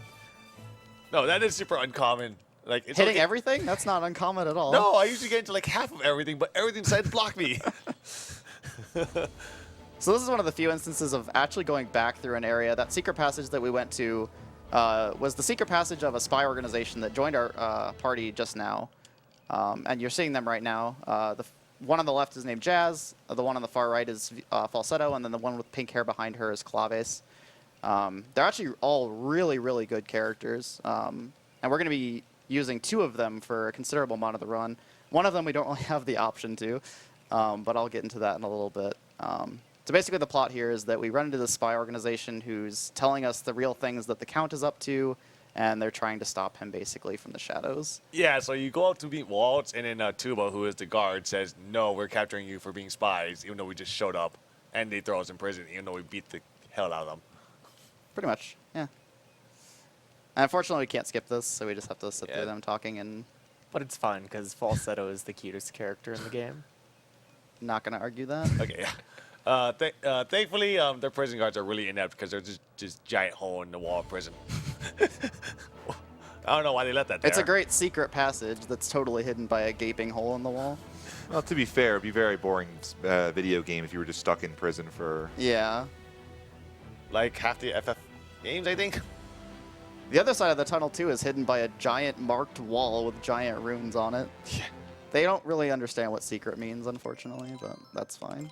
You didn't really need to do that. Eh, Viola's Might not as gonna. well. Viola needs no healing. I'm a pansy, it's okay. She's never gonna get hit. And you have healing items You for don't know combat. that. You have healing Marathon luck items- is a thing. You have healing items for combat anyways. Oh my god. So big shock, now we're fighting Tuba again. I know, he failed his mission because we got away, so now he's set to chase us. Even if you run, you won't get away. Got it? I'm gonna get you back 100 times from before. So yeah, basically Beat joins us because he has this personal gripe with Tuba because he just doesn't like him, I guess. Two was a giant jerk as well. Yeah, Pete's like 8 years old, I think, so he's a very, very ignorant little boy. yeah. Very innocent little boy, I should say. There! This is nothing. So this fight is exactly the same as last time. Just move a character around. Yep, and we're manipulating him to the other corner just because it works out a little bit better. Gigantic slam! Oh boy, JJ slam. That's why they didn't break the bridge. It might. It might. I mean, the Well, bridge. it's made out of wood and he's setting it on fire. Yeah, so. I mean, the bridge did get like 3 times bigger though. Yeah. Not to mention these clouds just appeared out of nowhere. So do those echoes affect her arrows at all? Or are No. they- No, these are technically just her basic attacks from range. She has a separate basic attack when she's in melee range. So they'll build echoes, but they don't actually do anything with them. Dude, he's not using Demonic Embrace, which is the worst thing ever. Yeah, Demonic Embrace is like a flamethrower type attack that he has that does a lot of damage. Through guard as well. Yeah. So. Dude, these crits. That fight was Dude, really... wow. Both of those Tuba fights were incredible. Just K's were okay. Yeah. I'll take them. They could have been way worse.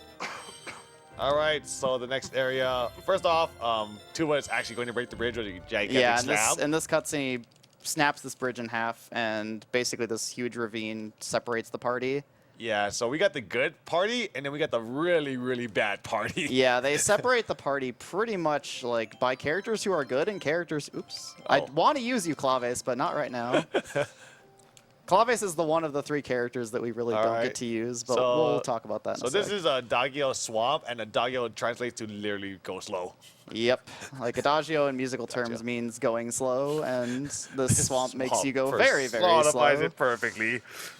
Oh god, I hate this swamp.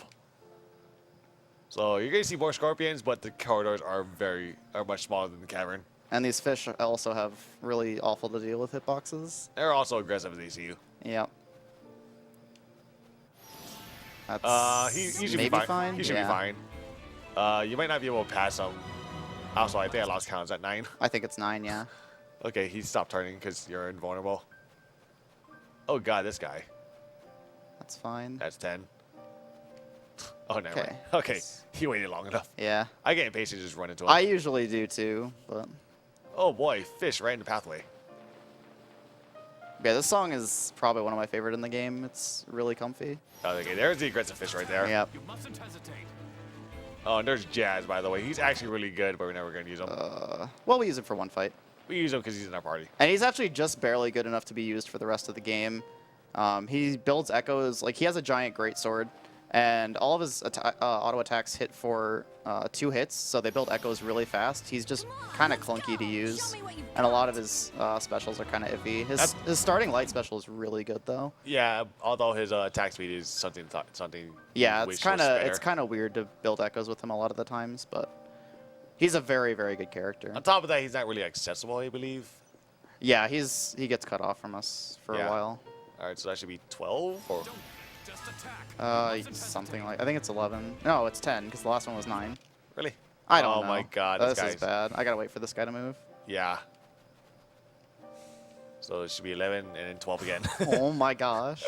I like actually can't do anything with this. Yeah, the AI will not reset unless he sees you and. Or he just decides to move. Okay, there he is. That's a rare spot.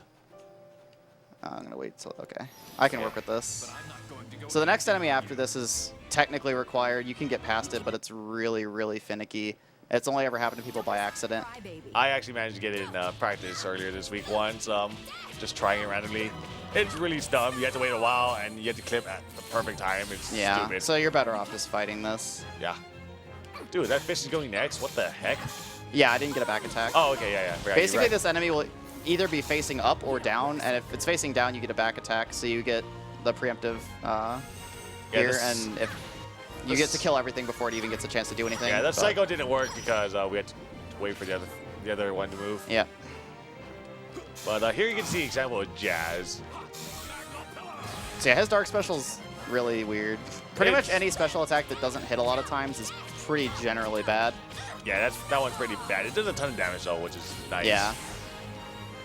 That was a good fight. That was okay. Yeah, it was an okay fight. That's the worst, when Falsetto says you got a good fight when it was awful. It's just insulting. All right, so that should be 13 now. Yeah, I think so. And half of those are scorpions. Just. Yeah, this area was Oh boy. knowingly going to rack up the counter a lot. 14. This area is rude.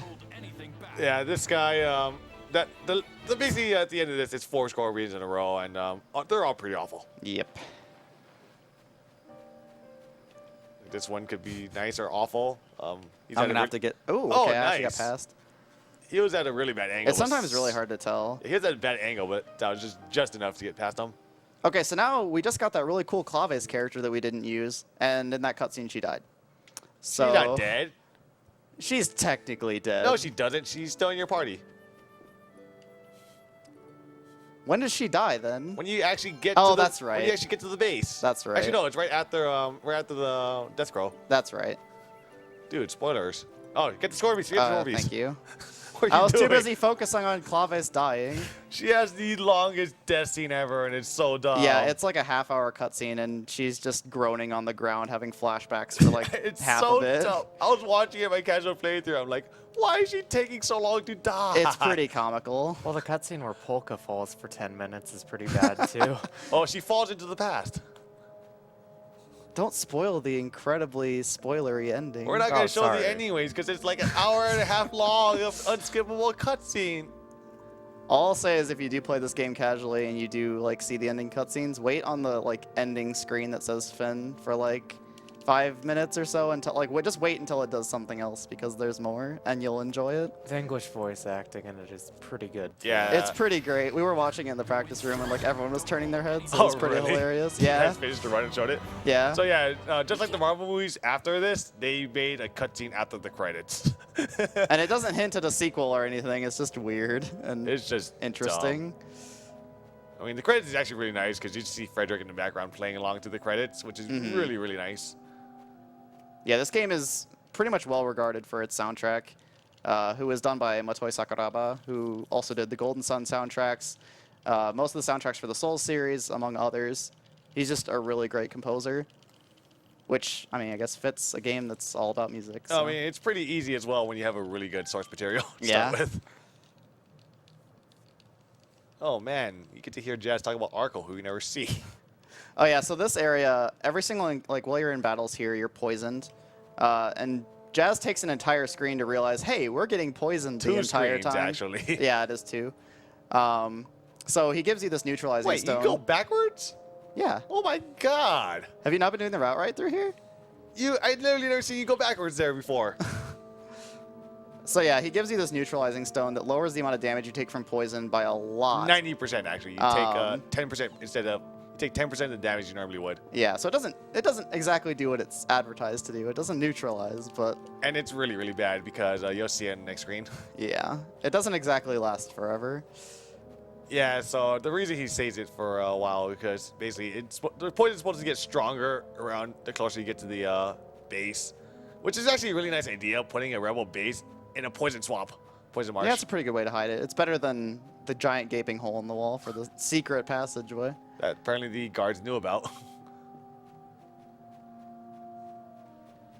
So yeah, starting at this point of the game too, we just have the Adagio Swamp, which is really awful as far as encounters, because the enemies are really aggressive and have awful hitboxes. I don't know why you don't do this menu when you switch characters. I mean, you don't ever go That's to a the menu. good point, actually. I never thought of doing that. Oh my It God. saves very I've minuscule been amounts of doing time. that the but- entire time. Have you? Yeah.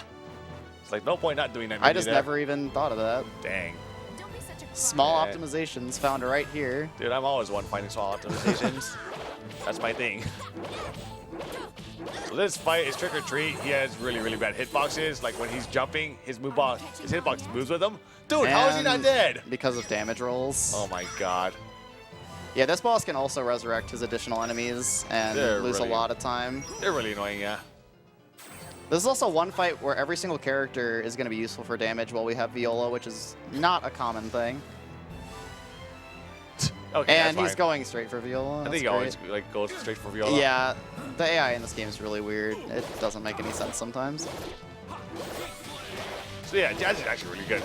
Yeah, like he does a ton of damage. Like he didn't need to have much there, but whatever. It's the best time to put it on. That's true.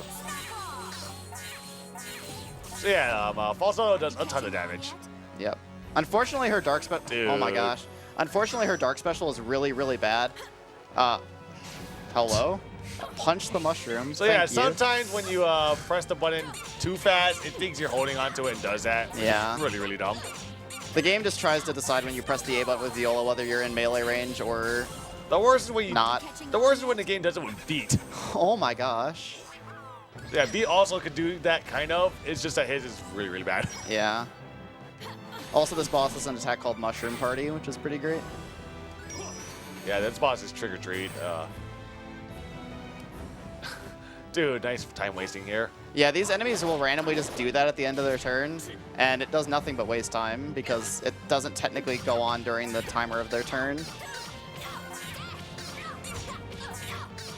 So as good as Falsetto is right now, she actually gets much better way later in the game. Much, much better, but we'll see that when we get there. That's not for a little while yet. Well, right now she's only building 15. The max she can build is 15 echoes. She could build up to like 22 later on. Yeah, It's really dumb. much more when you're playing the game casually. Oh my god. We'll get into that later, though. All right, so Jazz is actually doing a ton of damage here. Yeah, this Heat Blade's my going to do a God. ton. I don't think I've ever seen a 32 echo heat blade on this boss with I Buster. can't say the last time I have. 'cause I honestly never use I almost never use Jazz on the boss because he just keeps rezzing like one guy in front of him. Yeah, it's most efficient here to like just use your special move at the end of every character's turn, except for Viola's, obviously. Yeah, as long as you press it while your character is while it's technically still your turn, your character would do the special. You can buffer inputs at the end of your turn quite Dude, a lot. nice kill. That was Viola. actually decent considering he rested twice. Oh man, we got the floral extract, the best item ever. Basically, that item just clogs up your inventory and makes menuing annoying. It does heal 85% of your HP though. Yeah. So we just you want can kind of work it in. we just but- want to use it as soon as possible. Yeah. Which now will probably be a good time to use it. Yeah, it depends on what happens in the cemetery. Well, you're still got to heal right now. So, dude, that's some nice music I never noticed. So now we're in Andante, which is the secret little base area. Now we have to do a couple more little story trigger things in another shop, and then we're going to head on to the next area. We actually have time for a few more donations if you've got any. At the moment, we are still waiting for some more to come in. As one more time, this is RPG Number 2016. This is the night shift, of course. So we're in Salt Lake City raising money for NAMI, which is the National Alliance on Mental Illness. Please keep those donations coming in. We are like $250 off hitting that $35,000 mark. I'd love to see that done within the next like hour or so. So send in your donation, add a cute little comment. We'll go ahead and read it on the air. So yeah. Are there any donation incentives coming up? There are. Give me 1 second to look these up. So yeah, coming up soon, we've got our Final Fantasy IV no credits warp. Ooh. We've got a incentive that hasn't been met for that yet, which is Fight the Big Calbrana doll. That is at $302 out of 500. We also have naming incentives for Cecil and Kane. Cecil has $35 for Bick and $30 for Meanie in all caps. Kane is Kane is a lot more popular actually. He's got Genki with leading the charge with $505. Oh my god. And Arby's is trying and struggling with $38.33. So. Alright, so here's another shopping menu. We're just going to basically upgrade our weapons for our 2 characters that matter and get armor for everybody else. Along with that, we're going to be getting a couple of cookies, which, as you saw earlier, are kind of good items. Oh, and some items called line mains. They'll be useful later. Yeah, they're another attack buffing item, much like Hell Mustards. All they do is increase your attack power by 10%, but they stack infinitely. We won't be stacking them quite that much. We'll never use more than 4 in a single fight. But Yeah, we don't use them now because they kind of take a lot of inventory space. And yeah, we don't these are need the them. items that I was talking about earlier that take up 4 points. Yeah, the Hell Mustard does the damage boost much better right now. It takes up a lot less slots.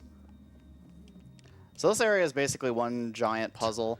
It's not even a puzzle.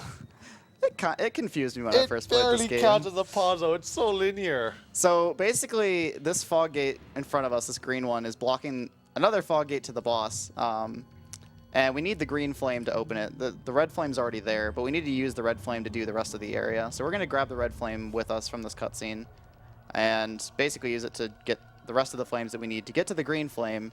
And then once we do that, we have to go all the way back around this area, put it back here, just so we can bring up one of the blue flames to the boss door or the door right in front of the boss. Yeah, it's It's dumb. really weirdly designed and convoluted. You basically just go around in a circle and then run all the way back. If someone wants to figure out a way to skip this fog, please be my guest, How because big- I've tried. How big is the bounty on it? I don't know. A lot of money. Please. This would save like 5 minutes, because basically all I had to do is grab the blue flame, get through this fog, and then fight the boss. You get the red flame, you get the blue flame, you grab the red flame again, you go get a red flame with those 2 flames, you grab those flames back, you grab another blue flame, then you go all the way around, you grab the green flame, go all the way back, grab a red and blue flame back, and then use the red and green to go through and use the blue flame to open the boss. Yep. That's It's the puzzle. pretty much just a check to make sure you go through these 4 side cemeteries in the right order. There isn't really a puzzle here. Going through this area is 2 things you gotta remember. 1 is how to avoid enemies, and 2, how to not get bored to death. Yeah, a lot of the enemies here are facing the wall when you get on screen, like that guy. And then a lot of the enemies are also on cycles. So this enemy right here will just patrol the area. It won't pay any attention to you unless you touch it. But yeah, a lot of the enemies here just start by facing the wall. So I don't know if they're just like mourning the deceased or what, but Oh yeah, it is a cemetery. Yeah. And the plot reason why we're here is actually really stupid. So when we went down to Dante, we went down to a room. In there is a flower that only grows with water from the end of the cemetery. So the flower started wilting, so the kid runs into the graveyard to try to get more water from it. And then we come in like, oh no, it's dangerous, let us do it. Because we got nothing else to do. and there's this giant fog wall on the way for Yeah. some reason. Yeah, I don't know how they got the water in the first place. Considering there's a bunch of monsters, this stupid fog puzzle, and a giant boss at the end of it. How did they ever go through that in the first place? I couldn't figure this out when this game came out, so I don't know how a kid that young would. The kid got blocked by the wall. Oh yeah. Oh my. Yeah, these enemies are really great, by the way. Because of the way 14. they're designed, you can't see which way they're facing unless they're moving, because they're completely identical on all sides. So you kind of just have to guess in a lot of cases which way they're facing. Yeah, antiques are something special. You're gonna see a lot of them later Yeah, on. they get reskinned a lot in this game. I guess they just thought they were really tricky and devious, which I guess they are. they're but just as bad. they're pretty terrible. They're also really fast, so Yeah. they have a chance to outspeed you in almost every single time you encounter them. And they like to aggressively chase you. Yep. So we just got the blue flame, and we gotta take the red flame back to, no wait, we just got another red flame. So now we gotta go Yeah, back, we grab have- the blue flame, and use those to grab another blue flame. Because the next cemetery we go to is blocked by a single red flame and then a red and a blue. Yeah. And then we get the second blue flame, and then there's 2 gates in the last cemetery that are blocked by a red and a blue. And then we go get the green and then come back around and... I assume now is a good time for a donation. Yes, yeah. please. We have a $30 anonymous donation saying, I never got to beat this game when I was younger because my 360 broke and I just never felt like replacing it. I'm so glad to watch a speedrun of it. It's awesome. You guys are amazing. Keep up the marathon and keep up the great work. Thank you. Oh yeah, shout out to being the only 360 game on the marathon. Yeah, I actually, funny story, didn't own an Xbox 360 anymore when I wanted to pick this game up. So I ended up having to buy a new 360 just to run this game. And this is, to this day, the only game I really rebought. I own this game and Sonic 06, which I also ran at one point. Oh man, Sonic 06. Why don't we talk about that instead? Hey, it's my favorite Sonic game. Leave me alone. Is that the only Sonic game you played? No, of course not. I mean, I it's- ran Heroes, please. Oh man. And Colors. Okay, we know everybody who runs Heroes does not like the game. It's a good game, it's just mean. Okay, what are you doing? He's being dumb. Yeah, a lot of enemies at this point of the game, too, will see you and just kind of stand there and figure out what they're going to do about you. It's like, I feel like I should attack you, but I'm just going to stand here and... Oh yeah, this place is actually pretty bad for camera angles because when you get to the ending of the areas around here where you pay a little flame, it normally zooms the camera in a weird angle, and when you try to leave, it takes forever to zoom out, so you're actually just walking blindly into an enemy. Yeah, and a lot of times they put enemies behind, like, environmental objects and things like that, so you just can't see them, and you kind of just have to wing it a lot of the time. Yeah, a lot of times I'll just run into an antique because I cannot see them at all. Either that or inch your way forward and try to get the camera to move. I don't even try that. It's just dumb. Dang. Calling my strats dumb. It's not as dry as being a baby. You're not wrong, but they don't need to know that. Oh, God. All right, so this is getting towards the end of this puzzle, kind of, because we got to go all the way to the end and then go all the way back to the beginning. So we're going to walk right past the blue fog door that I was talking about, too. We'll get to see it. And we don't have any blue flames with us, so we can't do anything about Dude, it. just do the puzzle skip and load the save. That's not how this works. Oh, my God. I just wish you could do that, because I don't want to do this part ever. Then you just load a save at the end of the game and beat the final boss. That skips a lot of the... Okay, actually, no. That skips a lot of the not fun part of the run. We have an anonymous $5 donation that just says, Hey, Oro, when is mysterious unison % happening? Funny story, while I was here, I actually finally made a save file to mess with that, so maybe someday. Basically, there's an extra dungeon that you can do. You gain access to it after defeating the second to last boss. And it's intended as like a post-game area, but you're supposed to do it before the last boss because like after the last boss, you're just launched immediately into New Game Plus. And that's actually how, since Claves dies pretty early on after you get her, that's the way to get her back is by going in there. You get her right away. You also get party level 6 from completing that area, which it's a really fun party level. It's entirely optional, but what it does is whenever you execute a special attack, it shuffles around your A, B, and Y buttons, so you constantly have to be paying attention to what buttons your controls are on. In addition to that, a later party level that we're about to get allows us to chain together our special attacks. So we're going to have 2 slots for light attacks and 2 slots for dark attacks that we can set. And we can chain between them. And what party level 6 will do is allows us to chain between all 6 of the equipped ones that we have on our entire party. But every single one shuffles your controls, so you have to pay attention constantly. Yeah, It's pretty crazy, but it adds a lot to the game. Yeah, I think. higher party levels generally just make the combat system more fun as well. Because it's a lot more hectic. There's more stuff to deal with. I believe at party level 6, you can actually choose what party level you play at for the rest of the game. Is that how it works? Yes. Okay, so you can actually go back to 1 if you want to be a baby. Yeah. But If I remember right, that's a new game. Like you have to be a new game plus to do that, but Yeah. I haven't messed with new game plus Yeah. stuff in a long time. So I party don't exactly level remember. 1, party level 1 is actually pretty slow, especially if you're trying to run away because you have to wait. You have to spend a whole 5 seconds to run away, as opposed to later ones where you have like 3 seconds. Yeah. Oops. Do that for extract in there. Get rid of it. I'll do that eventually if I remember. Yeah. So this boss is Death Crow. He's pretty awful. He also has enemies that he can resurrect. He does a lot of damage. And keeping buffs up here is really, really important. A lot of this arena is in the dark. So since Falsetto is a lot of our damage at this point, we want her to be in the light as much as possible. So those two glowing tails that I set will put a light aura around her so that every special attack she does... Yeah, I wasn't going to die. He wasn't going to die. He blocked the first hit. Yeah. So every special attack she does will be Snowclaw, which is her good special attack. Dude, they're both going after a Viola. That's... No. Oh, never mind. I got baited. All right. This guy. So to kill this one, I actually have to move Viola out of the light aura around him. Okay, this is fine. those crits are going to be fine. You don't look so good. Thank you. So most of what Allegretto's going to be doing in this fight is just buffing other people. He doesn't do like any semblance of damage here. That's really he's worth also using. used for... Okay. Oh, wait, pause. Oh, dude. Oh my god, this is going to happen. Oh god. Why? You're stepping on the cable. Oh. Twitch, why? Riot, why? It's always happens when Riot streams a tournament. Every single time. without IPX, fail. easy about saying that on the air, by the way. All right. I know I'm saying if we go live, don't make a joke about streaming to Hitbox. That's probably not smart.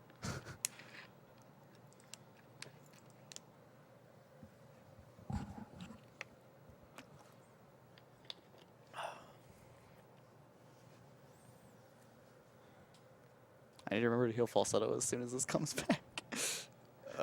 She's She's like at 1%. Are you guarding the Colonel right now? It's on her turn. Oh, okay. All right. Okay.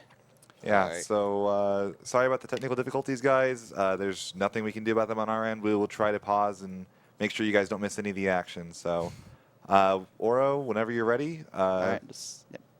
All right, so this is Death Scroll. This fight could be really horrible if he decides to be a giant jerk, which happens a lot, actually. Dude, intake. Nice. Oh my gosh. It's fine. It's Allegretto. That was a cheap shot. It is a cheap shot, but you don't care. So I care a little bit. This is the last time you're going to see Allegretto ever. He just kind of stops being good. Well, he's still good after this point. He's just not good enough. I don't ever remember him being good in the first place. He's pretty good casually. So his only job in this fight is actually throw items. He's like, and take out antiques that are reviving. Oh my god. Yeah, I just wasn't paying attention for that. That's fine. You take no damage, actually, with Falsetto. That's all that matters. Dude, nice hitbox. Yeah, this enemy can be really finicky, or this boss can be really finicky. I guess now we should explain the nice Echoes glitch in case it ever happens. Oh yeah, there's a glitch in this game where basically if the game doesn't think you're hitting the enemy when you execute a special attack, it won't actually consume your echoes. And it wastes a lot of time because you're just not doing any damage with your special attacks. Alright, Allegretto should take out the bomb antique. Yep. Unfortunately, he's going to use up all your Echoes. Yeah. Did that scare you? Time loss does scare me, so yeah.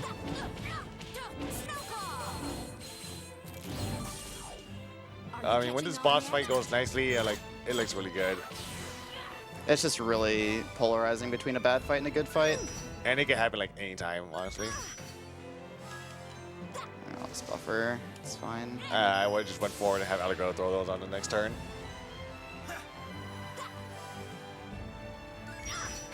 And this boss does a ton of damage if you don't guard. Yeah. And some of them have really tricky timing. And the trickiest timings are the ones that do the most damage to you, like the Curdle attack that you saw earlier. Curdle and Intake. Intake has a really easy tell though because he walks towards you. Mm-hmm. So you can easily predict it. In which case you have like the very minimal time to guard it. But Curdle is really annoying because you might get like screwed if you're predicting another attack when he does it. Thankfully his animations are all easy to read though. This or Viola's turn should finish him off. Yeah, he's getting low. Catching on yet? Oh no, Hell Mustard. Hopefully you get a good headshot. Oh, Okay, cool. That's good enough. Don't get mad. Oh man, we were doing a race the other day, and I got a massive headshot crit on this guy. It was insane. Yeah, it was ridiculous. 18,000 in one shot. This boss has a really weird head, so it's really hard to hit it deliberately. I don't even know why I went for it. That was dumb. All right, so now we get to do one of the worst parts of the run, in which your party is really, really bad. Yeah, so basically our party split a little bit ago. This is the other half of our party, and basically every character we have here is not as good as the ones that we just had. We don't have Falsetto, we don't have Viola. Beat's pretty good, but he's not quite as good as the other two. No, Beat's not that good. Like, we give everything in our power to make Beat manageable. He's actually good on the PS3 version. I don't know surprisingly about that. enough. I don't know about that. Didn't he do less damage? You should have seen the Root Lurker strat that we came up with. It's pretty good. Oh my god. I don't. It's basically like the one we do now, but it's with Beat instead. Why not just snipe with Viola? Like every She other falls fight. off really bad. Really? Come Yeah. on. That fight's actually miserable if you do it the same way. Oh my god. At least with the current. Well, route yeah, that we because have. you can't really use her Hawkeye Echo combo, whatever. Yeah. There's also another glitch that I'll get to in a bit. I'll actually explain that when we get there. Oh my gosh.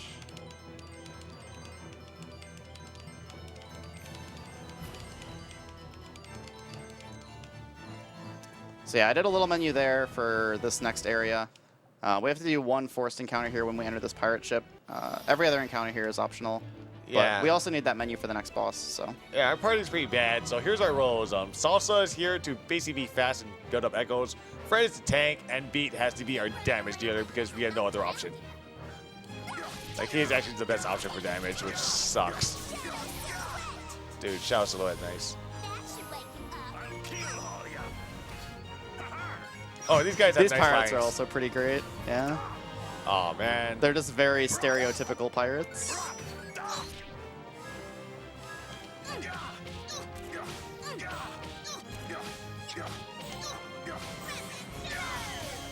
Oh, he also replaced Beat's light attack with Fire Blast, which is basically rapid shooter but in light. Yep, because we no longer need to take photographs, so we have no need for Vivid Shot. Yeah, and it's also so in case you ever get stuck in light when you're trying to do a special attack, you don't Yep. have to do something stupid. A lot of characters have mirror. pirates. That might be a Oh back boy, attack. that might be a back attack. It's taking forever to load. The Oh, that's suspense. back- that's yeah, back, it is. A lot of characters have mirrored versions of their specials, so they'll have a light and a dark version.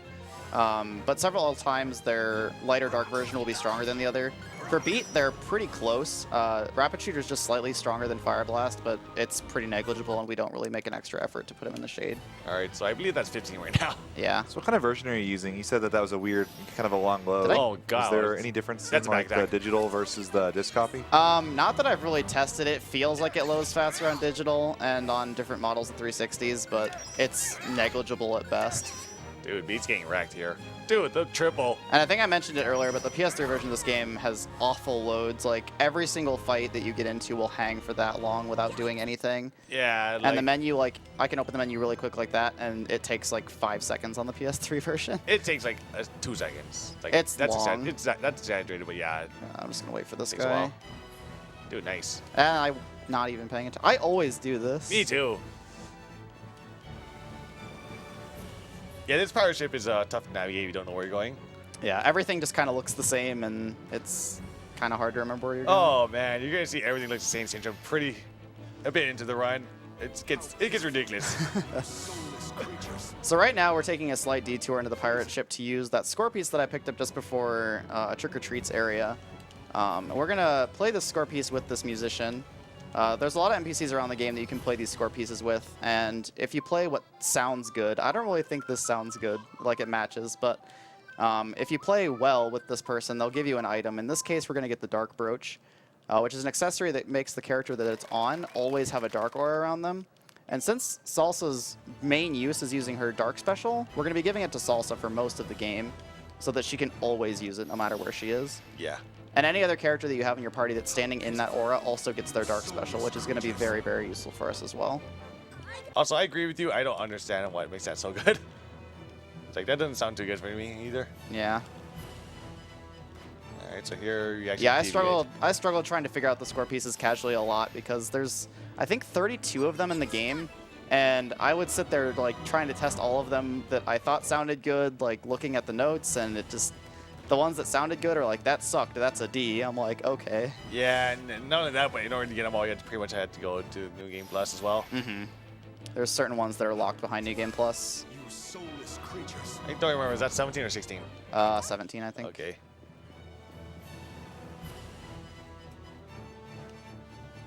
We'll just say it's 17, that's higher. Are we including the ones that you actually cannot skip, even though it's not mandatory? Anything that is not mandatory, like any encounter that could be theoretically skipped. So in that case, 18. Yeah. But like the dragon on the bridge, like earlier, like that doesn't count because I have to get in that encounter. And I'm talking about like the ones on the ice path, because some of those you just straight up can't dodge. Yeah, those you have to, so those don't count. Oh boy, man, I'm counting every single failed double skip. Actually, don't count double because it's so free. See, the entire reason we have to go through the pirate ship like that is to get the key to the captain's quarters, which is right up you here. use the floral powder. I could. I'm going to. Dude, nice. So now it's out of our inventory, so it's a bit easier to menu in a couple instances. So we're going to give the Salsa the Dark Brooch here and give Frederick the Lace Veil that we had. That increases his defense. All right, here's one of Oro's favorite characters that only gets like 4 lines in the entire game. Yep, and here's one of the most notorious characters in the game casually. This boss is a huge difficulty spike on the 360 version and a huge roadblock for a lot of people. But hopefully we're going to not have too much trouble with her. Honestly, the worst part about it is it's just that your party's so bad. And her AI is really aggressive. This is one of the first enemies that tries actively to run behind you and make sure you can't block any of her attacks. She also has one attack that has a really delayed block timing that can basically one-shot anyone she uses it on.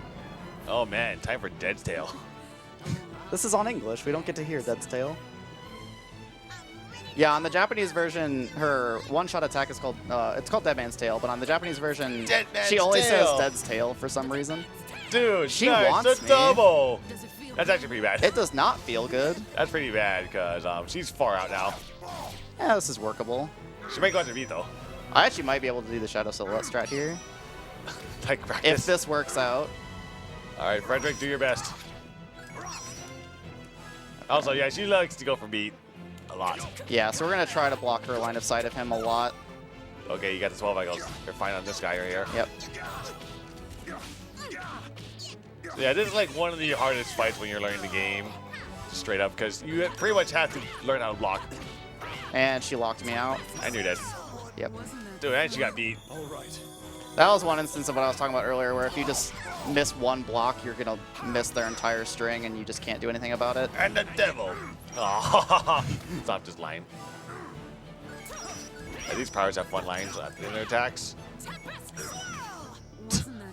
She loves going for beat. It's dumb. So this guy is not gonna die. We'll get to do Shadow Silhouette. It's fine. Oh man, Shadow Silhouette. Dude, and he's that's- not dead. I did it Yeah, too I don't know early. why you did it early. Yeah, I don't know. Okay, there we go. Oh my god, one hit away. Okay, Yeah, so like- that's an example of her just straight up going for your back. And if you try to block with a character who's got their back to the enemy, the game will try to the game will try to turn them around, but it's not super reliable, unfortunately. Her character turns around pretty slowly. Dude, Tempest Roll. She's going to be Burning Spindle. I did not enjoy that. Bit far away for that. Yeah, Where are you going? I don't know. Frederick is probably one of the better characters to build up echoes because he pretty much gets 20 attacks a turn if you're right next to him. Does it feel good? Because his basic three hit combo does 4 hits, so and he attacks pretty fast as well. Pretty nice.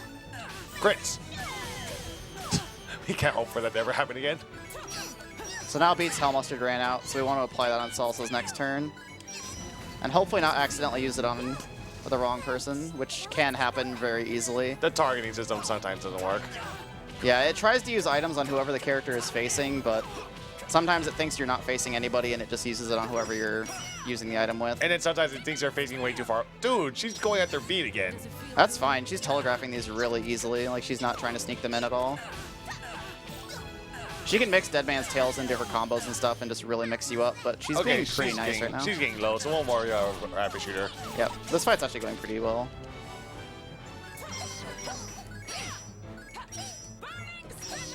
Okay, nice shot there. That was a bit close. I almost missed it. I yeah. know.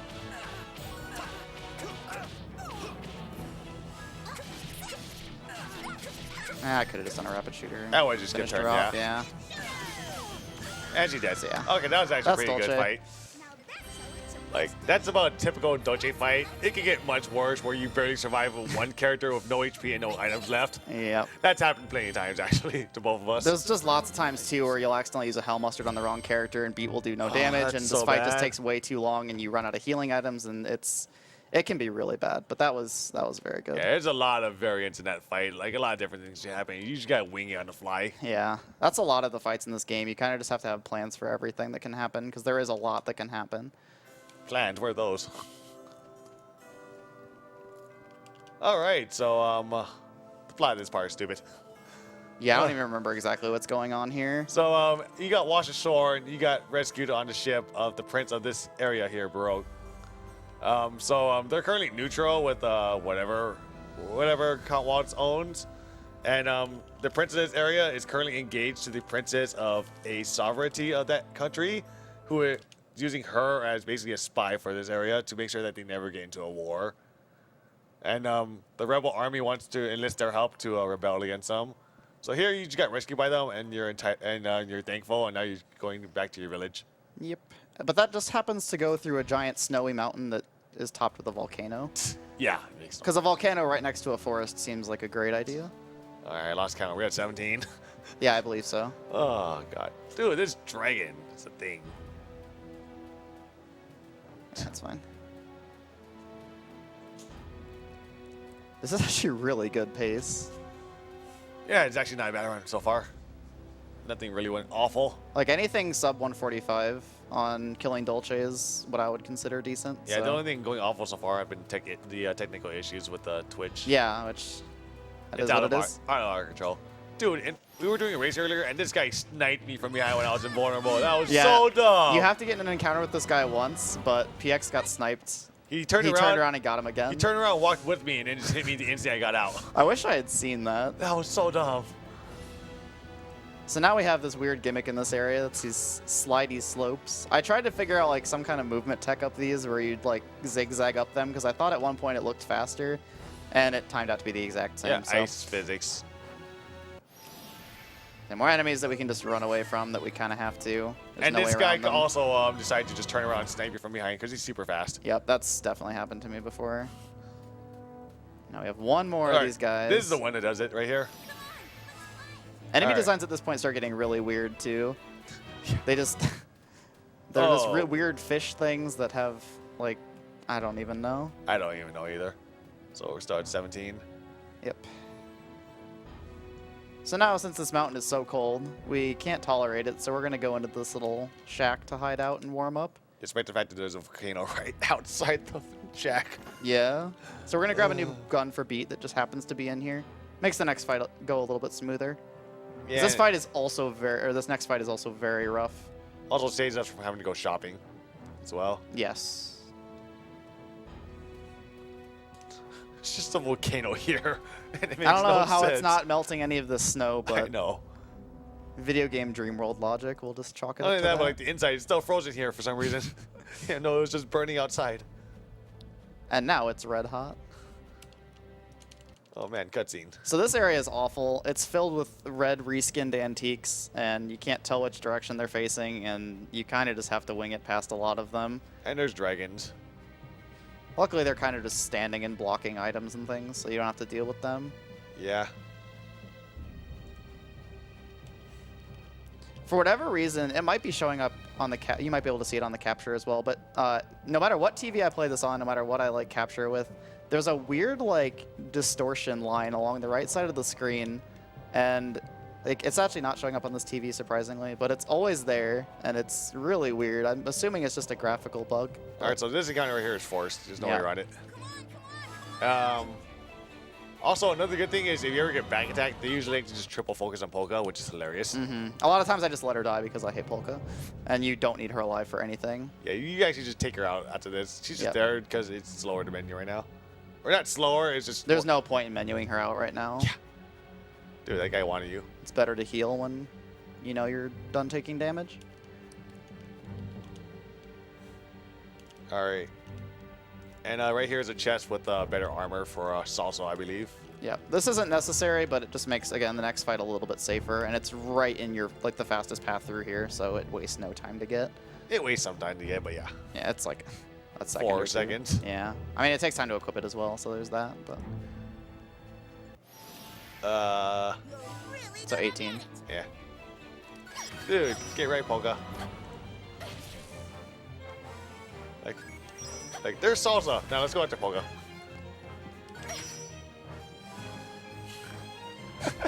She wasn't even facing him. Oh, man. These giant flaming Torches. antique things Yeah. that are awful. And their attacks are actually really annoying to guard because the timing on it is just so Yeah, they weird. delay a lot of their attacks, and pretty much any delayed block timing in this game just trips you up really badly. Because you anticipate it and it just never happens. Yeah, there's a lot of blocks that you have to guard like as soon as they start attacking, and you most of the time will guess those. Yeah, it's actually pretty hard trying to block off sound cues alone. You just don't have enough time to react. Yeah, you gotta know like when it's gonna happen, around when, and just react instantly when you hear it.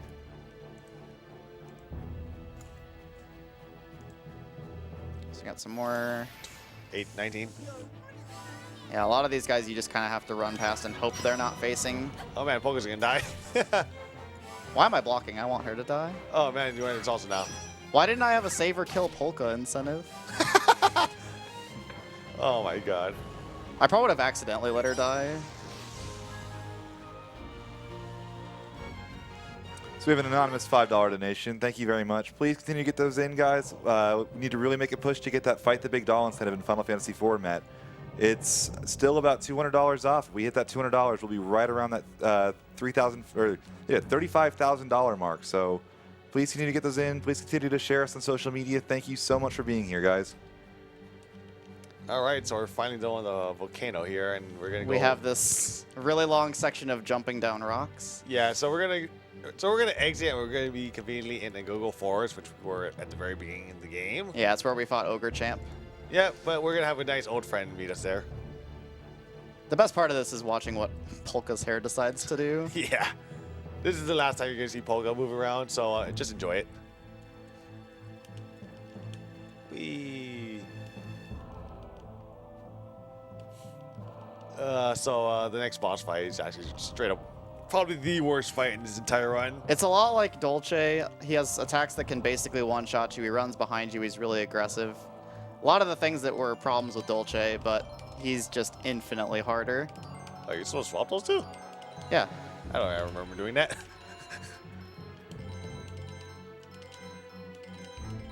And you also don't bring that much healing into the fight just because we want to poison this boss.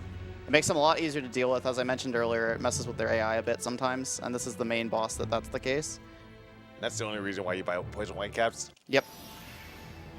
And you buy 11 just because it's faster to menu that many, instead of buying the 5 that we equip here. Oh man, it's Jenny Young Bosch again. This time, he's not impossible to beat. And he calls our lives pathetic, which is insulting. You foolish creatures. All Dude, one of he him. went out to the front, man. Oh, nice. Okay, good. So yeah, he has a lot of doing very fast attacks. Oh, come on. Please. There we Yay, go. Okay, we got nice. the poison. So now Beat's gonna run off into the corner here, and then just Put a Hell Mustard on himself, and we're just going to start dealing damage. Beats our main source of nice, damage great. here still. So this is actually one of the hardest attacks to block because it's just so off.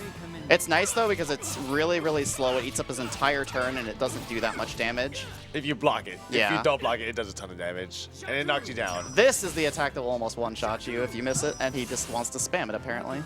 It even does a lot if you block it. That attack's just really devastating. But Dark Presence is actually really tricky because if you do the safety strat where Beat just hides in the corner the entire time, then he'll use it on Beat where he's off screen, and the timing on it is just a lot more precise. It's just dumb. This is... Oh, I missed it. Yeah, the timing on it's really, really tight and easy to miss, even if you're used to it. Like, you can press the button when the effect is still up there, and you'll still miss the block for some stupid reason. Yeah. It's just really finicky. All right, 32 echoes. No crits. Oops. I'm just going to heal Frederick because I can. Yeah, that's a good idea.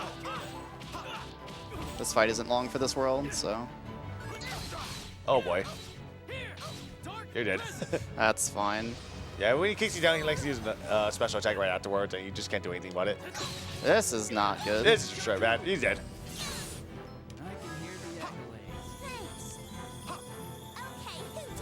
Oh, man, Salsa.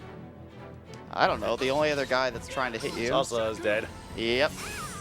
Luckily So, that yeah. didn't hit Beat, too. Like, this fight can go awfully like this. Luckily got him poisoned though, so it's not too bad. As long as you just keep killing, you should be fine. Shout Silhouette. Oh boy. Yeah, she's dead. Yeah, she's dead. Yep. All right, Frederick, go tank. Unfortunately, characters that die at the end of a fight don't get any experience, but we really don't need her to have levels, so it's not the end of the world. Neither do characters that aren't in the battle, actually, which is the reason why like characters that we don't use just fall off even harder than already did. Death to poison. Dude, nice. poison kill, nice. So that actually went fairly smoothly. I kind of beefed the end, but All right. I so- played the beginning of that fight really well. All right, so this is pretty much the biggest of the win killers. After this, the rest of the run should be smooth sailing. All right, party level 4. We unlock a new mechanic called Harmony Chain. I'll let you go into that. Yeah, so basically Harmony Chains I alluded to earlier. What they do is when you're at 24 or 32 echoes and you try to use a special attack, you can press the special button again at the end of it, and it will chain into the other light or dark special that you have equipped, depending on which one you used. There's actually a glitch with it, which is the only glitch that we're aware of in the game. The only good glitch. Yeah. That basically the way you do it casually, or like the way you would do it naturally, is using your echoes on the basically only the first special attack in the chain will get your echo bonus that you originally started it with. So what you would do casually is set your attack that hits the most times first, because it would scale the best with echoes. But if you start a chain with a special attack that has 3 hits or less, you'll maintain the echo bonus from your first hit into the second hit as well. Oh, it actually makes sense why that happens, because you don't generate any extra echoes when you do that. Yeah, I guess that would make sense. That would actually They make fixed complete it. sense. They fixed it on the PS3 version, however, so we don't have access to that there. Yeah, because your special attacks still generate echoes when they're hitting. So I guess if you do 3 or less hits, you never generate the 4 echoes, so you keep your echo bonus. So this is the only area that we control beat, and there's 3 encounters here that we have to do. It's RNG whether you get 2 or 3 encounters. Luckily here we got two. or enemies, I mean. Yeah. Luckily we got 2 here, so that's good. Grand slam. Also, he equipped a weapon for Salsa that gives her the aura. And in this game, weapon priorities take over accessories. So even though she still has the Dark Bridge code, the Dark Bridge equipped, she has the light aura instead of the dark aura. Actually, the way it works, it's even weirder than that. Oh my god. If you have a light aura on anyone, it overwrites dark aura. Oh, Like okay, light yeah. is just automatically better than dark for whatever reason. All right. Oh, nice. You got the aura credit. Yep. So that was a pretty good first fight. So March is actually really good. It's just not good enough. Yeah, the run used to use her at the end instead of Salsa. They're twins, by the way, in case you couldn't tell. Just because she can build echoes incredibly well, it's just we realized we didn't really need her for that, and having Shadow Silhouette is just infinitely more useful. Oh, there's a triple spawn there. Another good Salsa lane. I'll hit you so hard your brains will fly inside out. Or Dude, fly we out. haven't heard single line about pounding yet. We've gotten a couple. I think we've talked over them, though, unfortunately. I don't remember hearing one. But yeah, about, like, if you look on a wiki or something and look at a list of her lines, Dude, I what think was that? I think it's 7 of them have to do with pounding you. Somewhere around there. Thankfully, these guys are pretty weak. Yep. I don't remember if they get stronger or weaker in the light. They're basically the same enemy. They just look a little different. Oh my god. Alright, so here's Supernova. It's really good. Yeah, if I line this up right, it should kill both of them. Nice. It's really good. Do we have time for a quick donation? Yeah. Yeah. We have a $10 donation from Sweepy that says, Sweepy is rooting for you. I hear this speeding is a great calamari bar. Oh my gosh, please. That's one of my friends from Iowa boy. City. Oh yeah, that's the only one of these encounters you can actually skip past. Yep. For some weird reason. And we got 2-3 enemy encounters, so that's a little bit of time loss. Not a big deal, though. Yeah, it's like, it doesn't really cost too much time. But another reason why we take these fights is that they give, oh my god, Wow, I got really bad rolls they there. give Viola an extra level in which she learns a really good ability called Hawkeye. Basically what Hawkeye does is it hits the enemy a single time, so we can abuse it with Harmony Chain Glitch.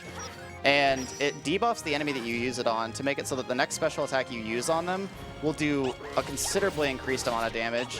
And we're going to be abusing that a lot. Oh man. Wow, this encounter is trolling. Hawkeye also has a fun side effect too that we won't make use of in the speedrun, but it also increases the size of the hitbox of enemies when Viola is sniping them with her regular attacks, and that doesn't consume the mark, which special attacks otherwise would.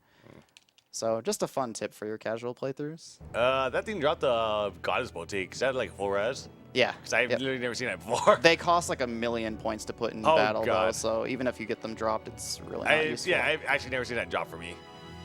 I get them occasionally, and they also clog up your menu. But unlike Floral Extract, there's no way to get rid of them. Yeah, So you kind of just have to menu around this item that you're not used to having, and it's really annoying. So we're going to get an accessory heal called the Power Ring, which is basically an accessory version of Lion's Mane's. It's just a permanent 10% attack increase. it's pretty good. Not as good as the accessory we're going to get from this next boss, but we'll get to that. The Crimson Brooch. So these enemies don't really do too much to attack you. You can kind of just walk by them. Enemies at this point in the game are just so lazy. Yeah, there's just one enemy, though, that could be a major troll. Yeah, and he's coming up shortly.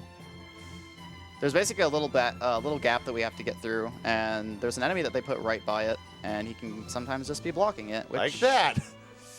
Oh, boy, which direction I is he have to running get an to? encounter. Okay, that's 20 now. No, you could have just ran around and back. Yeah, I could have waited or something, but... Okay. Yeah, you know you gotta wait. I can slip through this, actually. Dude, nice. So Thought that's I'd get 20. another encounter there, but... Yeah, apparently there was a big enough gap for that.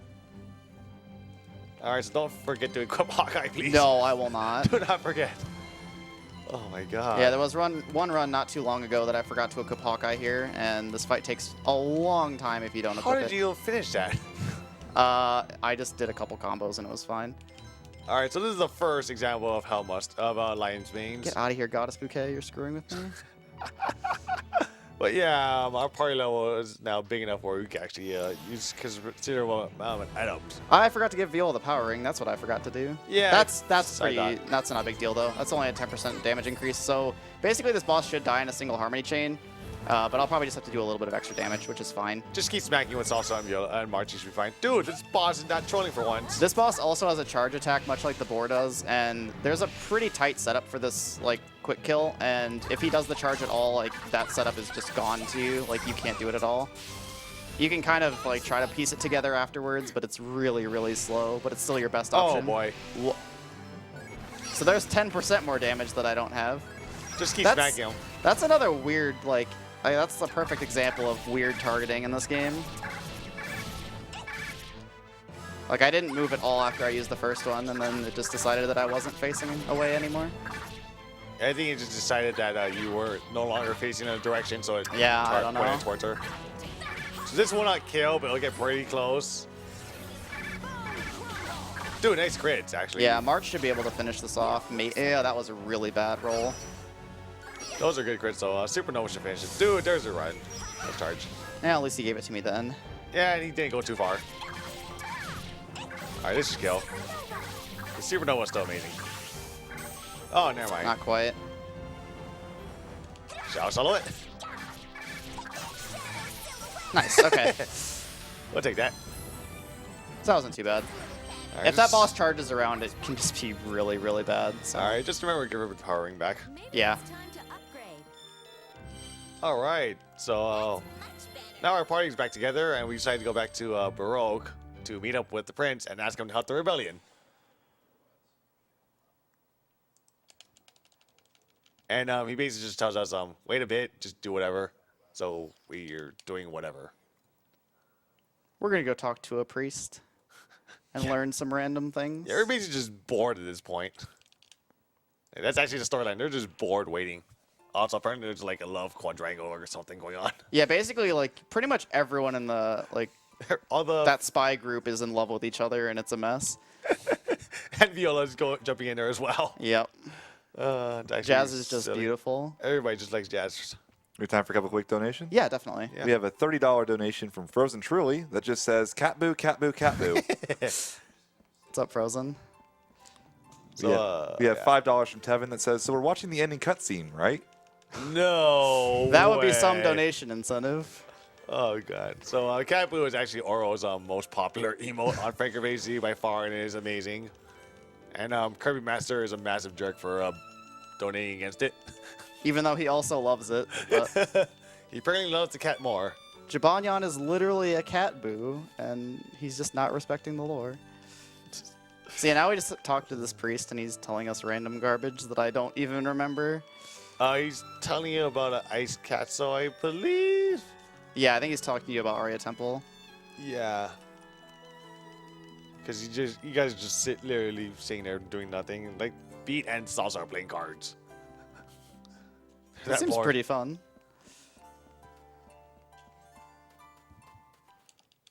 Yeah, I don't remember a lot of the plot intricacies of this game. The plot is just dumb. It's just dumb at this point. Yeah, it is.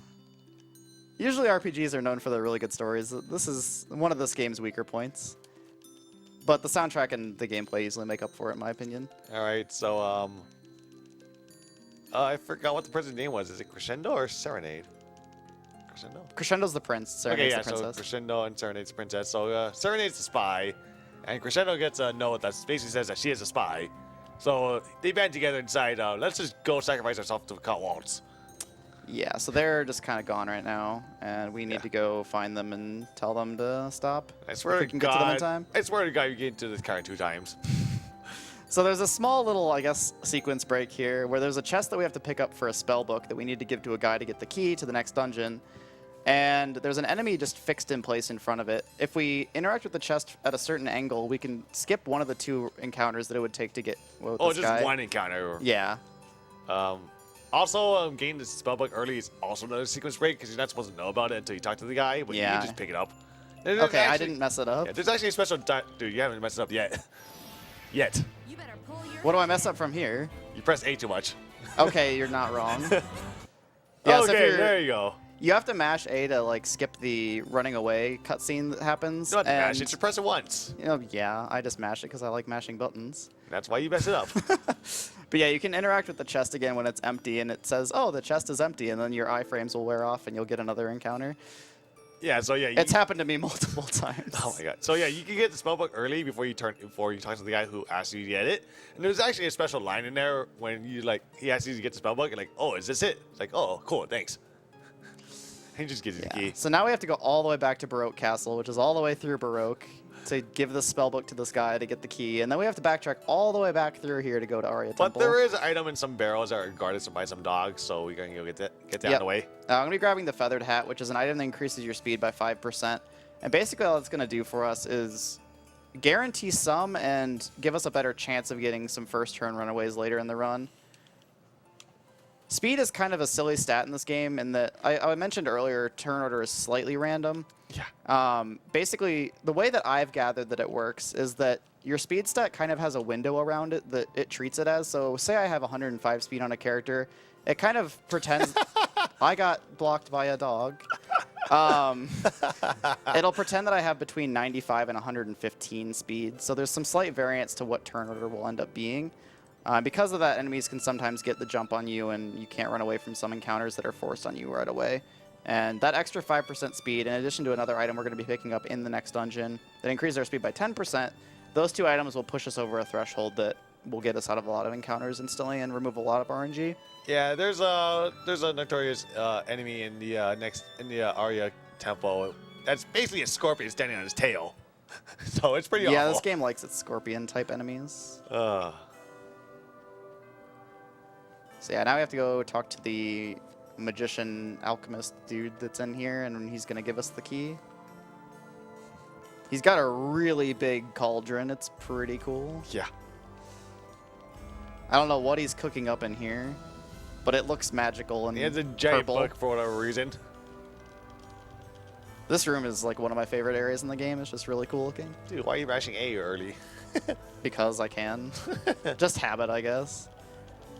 A lot of these mashing sequences I take to like catch up on chat in my stream and things like that, so I just kind of do lazy mashing methods so I don't have to pay attention. You pretty much don't have to pay attention at all for most of these. Dude, nice. Hello? I was pressing the B button and just didn't advance. We have a $5 donation that just says Umaru Sleeper. I can almost guarantee who that is. That's another one of Oro's emotes, and I don't know why he still has it. Sleep tight hammers. Oh yeah, another thing that this game can do is when you try to skip cutscenes, you can actually try to skip it too fast, so it just repeatedly pauses the game for no reason. And you still don't skip the cutscene. Yeah, it happens a lot, actually. Yeah, it does. It's really annoying when you can get it, because you can just like pause 5 times in a row. It's also kind of weird, too, because you can skip cutscenes without even seeing the like pause thing come up that asks if you want to skip the cutscene. And a lot of times I'll keep mashing to skip the cutscene because I haven't seen that I've skipped the cutscene, so I'll just end up pausing when I get control of my character again, and it wastes time.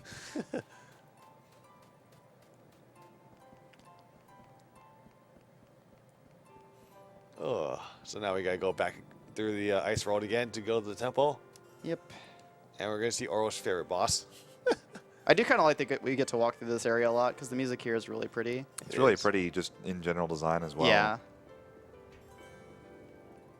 This Yeah. game has great artistic and music direction. It's probably one of my favorite games in that regard. Yeah, and as the story progresses, Chapon gets closer to death, so normally things get like even more crazy. Yep. So We'll see that to extremes in Oh, yeah. a little bit.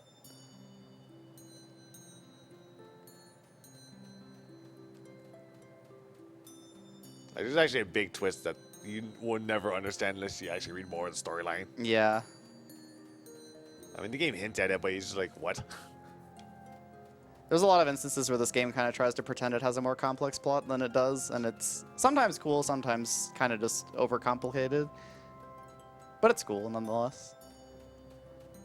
I also don't really understand what these enemies are supposed to be. They're like narwhals with dragons attached to them. I have And no they fly. idea. I just know they're awful. Yeah, they have a hitbox that extends all the way across that horn in their chest, so they can get you from pretty far away. But these fish things with giant horns on them are also really They also bad. look really ridiculous when they're chasing you. They just kind of wiggle at you. Oh, that actually slow them down too, which is great. Mm-hmm. Dude, more maledictors. It's like we haven't seen But they have enough a of them. cooler color scheme this time. White instead of red. Literally. Oh god, I just got that. I wasn't intending that, but I wasn't going to let it pass by. Oh. Also, this dungeon from the outside looks really cool. It's just like a giant shell. So Polka thinks she sees someone enter the thing, which is what that cutscene is. Yep. And we may or may not find out who it is, if there was anyone at all. Yeah. So you unlock the door, like, see, there's no one here. Dang it, I forgot what I was gonna say. But oh yeah, you're literally here because there's just nothing else to do for the party. There's nothing better to do, so I just want to check it out. This area is also very oddly vacated. There's really one, like, I mean, there's that enemy right there that's kind of chilling, but more puns that I'm not even intending to make. Oh man, There's really only 2 enemies we're really going to pass by that will even do anything to us. These enemies will just stand there. Oh man, you gotta go down with these puns. All right, let's not force them. Dude, it's actually kind of chilly in this room though. It actually is. The AC's on pretty hard in here. So here's the other speed increasing item. We're going to be giving them both to March, just not that. She is the fastest character in the party right now. Yep. I gave her the You power. gave the power ring because it's not on Viola. Yeah, it's not on Viola, so that menu's in a different place. That's Oh, a good man. reason to remember to put the power ring on Viola, even though I'm going to immediately be taking it back off. So I actually didn't need to do that, but it's fine. Let you keep it on for this next fight. Yeah. Oh wait, do you give her the Crimson Brooch and the You end up bubbly giving hat? her the Crimson Brooch and the Bubbly Hat for this fight just because of how Oh. turn order works out. Oh. I didn't even mention that either. We got an accessory from Root Lurker, which is the last boss, called the Crimson Brooch, that basically just gives us the Hellmustard passive burst, just passively. So we never have to use Hellmustards ever again, which is Yeah. really, really nice. And at Saves this us point, a lot of time in yeah, and at combat. this point, only one character we're doing damage for right now on. Yep. Actually, it's been that way ever since Doge. Yeah. It's just that we have better damage dealers than Beat. Yeah, so that encounter right there, you have a chance to not run away right away if you don't have that extra 5% speed item. 15%. Well, Oh, there's- the 5% on yeah, top, with yeah. just the bubbly, because the old route used to use just the bubbly hat, Oh, and then I dang. added in the feathered hat because I'm a baby and I don't like RNG. Oh man, I could easily save like 20 seconds by not going for that then. Yeah, basically, like optimally, you would not get the feathered hat and just get really good luck, but this game just likes giving you bad luck everywhere. Luck so, is a lie. Yeah. there's just luck that can happen like every 5 seconds. So removing as much of it as possible is just really nice. You have time for a quick donation? Yeah, definitely. We have a $5 donation from Froknoke saying, "Hey people, Froknoke here. Oro, I heard you called me a lucky something for the secret passage. Obviously, no encounters is the way to go, Cat Boo. Also, the dog. That dog is evil. In any case, good luck with the rest of the game, man. An awesome marathon, everyone. Put the donation to whatever Ourolen wants." So thank you very much for your generous donations. Please keep those coming in. Let's hit that $35,000 mark. Let's make that Fight the Big Doll incentive for Final Fantasy IV any % happen. To fix this, I only put it on 3 lines. That got his boutique right there. Yeah. Also, I just saw that tweet. That's amazing. Quote, I got blocked by a dog at Ourolen. So here's the next boss. She's the person who killed Claves. We haven't seen her yet because I've been skipping all the cutscenes. She looks exactly like her, though. She's also a huge jerk. This is one of my roughest fights. I'm just really bad at this fight. Like, everyone has one fight that really sucks out of them. This is one of them. This is Oro's. She just has really... Dude. Okay. It's this fine. is bad. It's fine. Oh, boy. That's bad. Oh, boy. Salsa's doing damage now. That's reload them. Well, it should be fine, honestly. I don't know when... Like, I don't even know how that happens, to be honest. Oh, what? She got another one? Yeah, this is really iffy. Yeah, I don't even know why she was there. Like, she shouldn't even be in this fight if I did that menu wrong. Well, I guess we're doing this fight ad-libbed a bit. That's fine. You gotta get shot solo again. Yeah. I'd probably have been better off going off without it there, but... Sure, well, you're missing mid damage, so a little bit more will help. Yeah. Dude, nice 12 echoes. Dude, she really hates Viola. What's going on? Yeah. I resisted the debuff, though. That's good. Because that Grand Venom can put a debuff on you that slows your movement, and you just crawl around the arena, and it's really bad. awful. Yeah. Oh, God, Viola doesn't go next.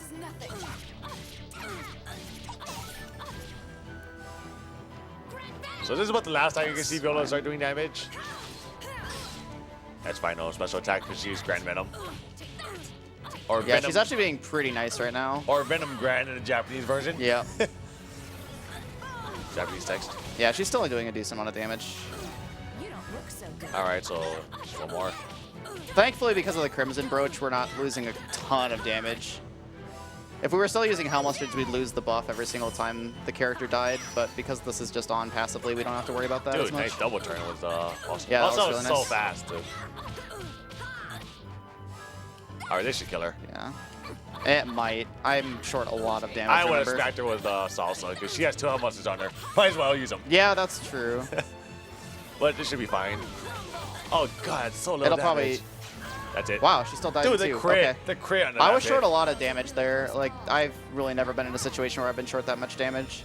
But that went actually pretty fine. That so. went much better than the average fight. Yeah.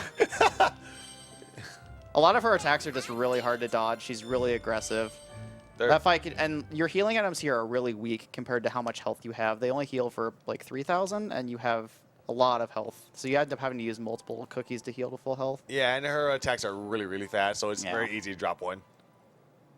So now that we're done being bored, we go back and, yeah, they left.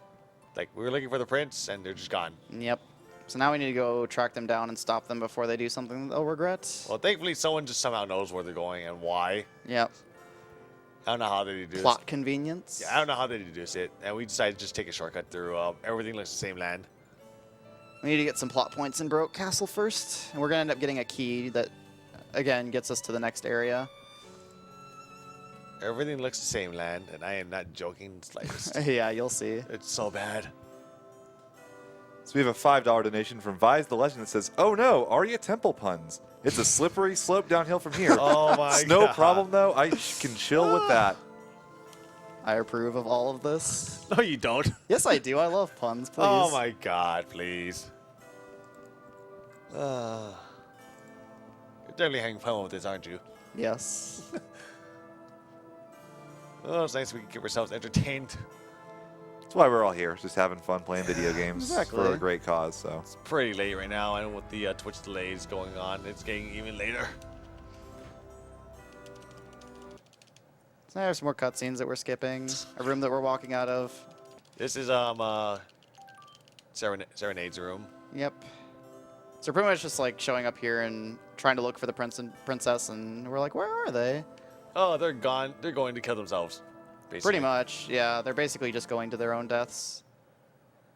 Because the Count is obviously evil. They figure the evil person will stop being evil when they just give We up. just want to talk to them. It'll be fine.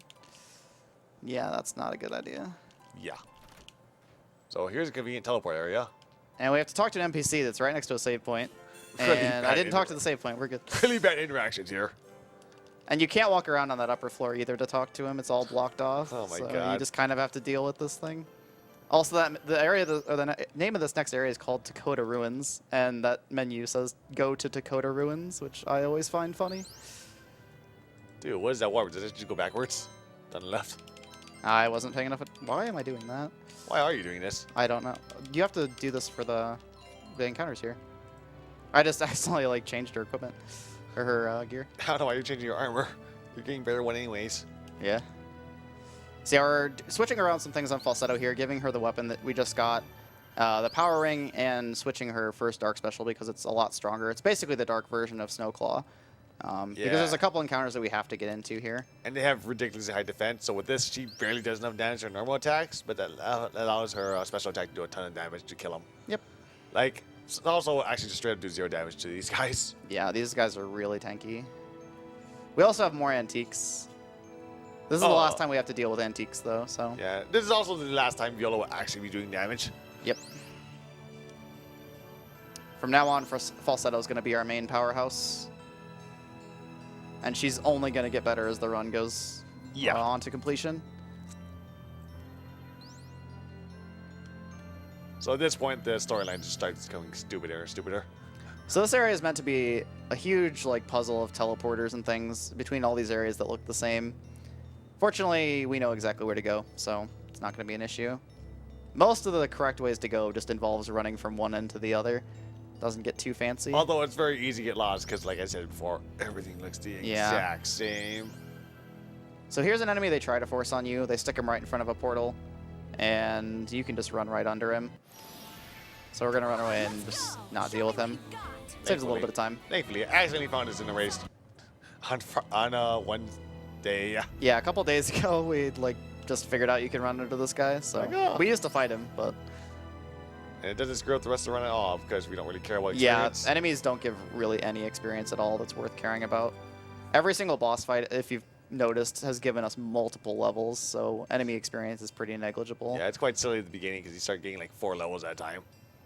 The 360 version doesn't end up putting you too far under leveled.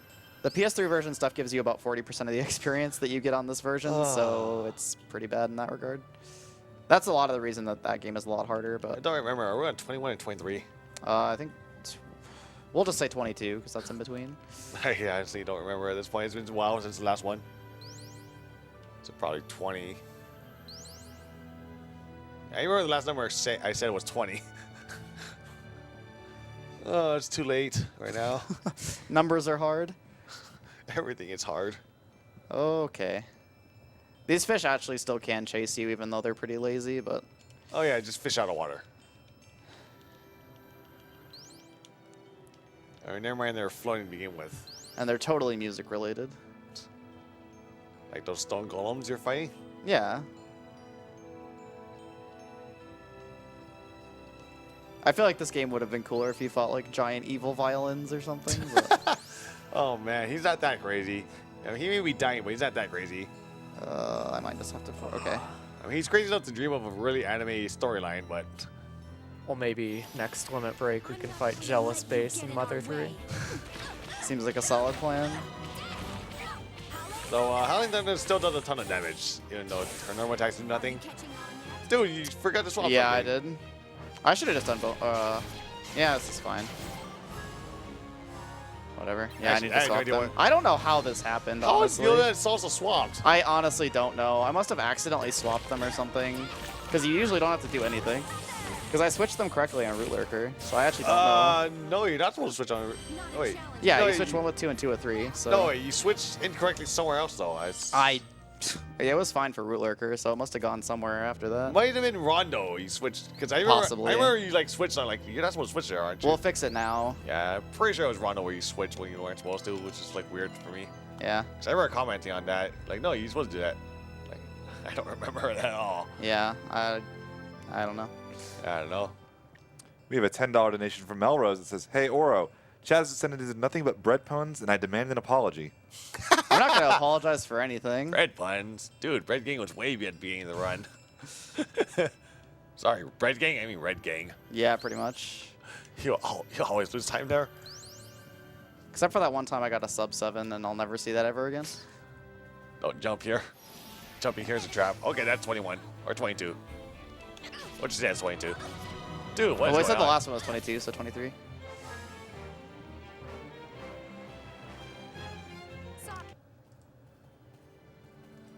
Alright, so here's another one we have to fight. And she's going to come down on these rock things like a mountain range. I don't think that's going to work too well. That'll be fine. Gravity So we're just going to skip her turn. Gravity hurts. Are you catching on? So, yeah, arrows still do a ton of damage to these things. Yep. Maybe it's time to upgrade. No. Dude, I like how our bow's just standing there, too. Yeah. Doesn't your bow do that? I don't know, man. I never owned one. It's a magical dream bow. It's pretty awesome design, though. Not gonna lie. Yeah. Yeah. Actually, do any of the characters' weapons, like, actually change models depending on what they're equipped with? Nope. Dang. Even with the alternate costumes for Polka, Allegretto, and Beat on the PS3 version, they don't change their weapons at all, to my recollection. I would imagine at least Polka's would change, right? I honestly don't remember. Because we never use her. Yeah, that would involve using her. And you don't get the costumes on the PS3 version until super late into the game, by Dang. which point you don't have any reason to use Polka. There actually is a section on the PS3 version that they added that is a short section of Polka solo. Oh, Which is God, great. That sounds awful. She gets her Dark Special really early in the PS3 version, though, and it's actually really good. So Still sounds awful. I mean, even in casual playthrough, I'm pretty sure a lot of people noticed that Polka is quickly became useless. I mean, even if her she has only, really good heals. It's just you don't even if her really only need job them that much. No, even if her only job was killing, Viola gets heal arrow very fast. Yeah, there's an AoE heal that, well, Heals your not even entire party. AoE, but like, yeah, it just heals your entire party no matter where they are, and it's really, really good. It's like there's no point using a Polka anymore at that point because Viola's Yep. just straight up better. Dude, we're out of here. Think. Yep, and that's Dakota Ruins. Probably one of the longest areas of not really doing much in the entire game. Do a cello tree. Very subtle reference there. All right, so we get here, and this old lady tells Polka, "You're going to get here. You're going to get bad fortune. You're going to hang on the tree, and you're going to leave." That's actually straight up what she says. I'm so glad I have you here for the plot, because I don't remember like any of these cutscenes. I don't know why I remember these cutscenes. And now we have this screen that really doesn't need to be here. There's nothing on it. Dude, you gotta look at that Mount Rock. It has its own title and everything. You gotta look at It's- Mount Rock in the background. I can't even see it from here. I can't move the camera. The camera pan upwards. It pans down. You're getting closer. There it is. So There's this random merchant up here, and he's gonna warn us of this Actually, area. this starts getting to Jazz's background. So way back, Jazz was still rebelling when Jazz started the rebellion. Him and his army actually got stuck on this rock here, on this mountain, and they basically sacrificed their entire lives just so he could escape because he's the leader. And this is the merchant from back then, so they remember each other. And this guy actually sells really good stuff, so we're gonna be buying some weapons and some more healing items from him. So yeah, they're just remembering really bad times because his entire army kind of died for him.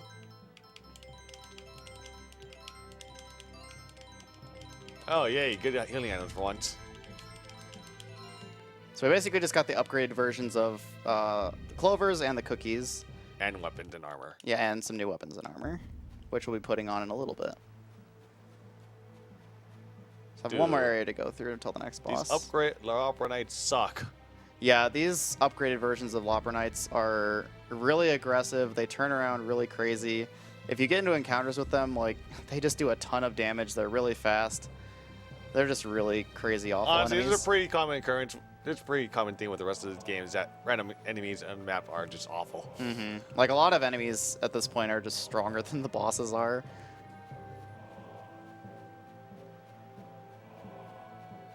So yeah, here it goes to a nice text cutscene that we can't skip of Jazz telling everybody about the backstory of where everybody died.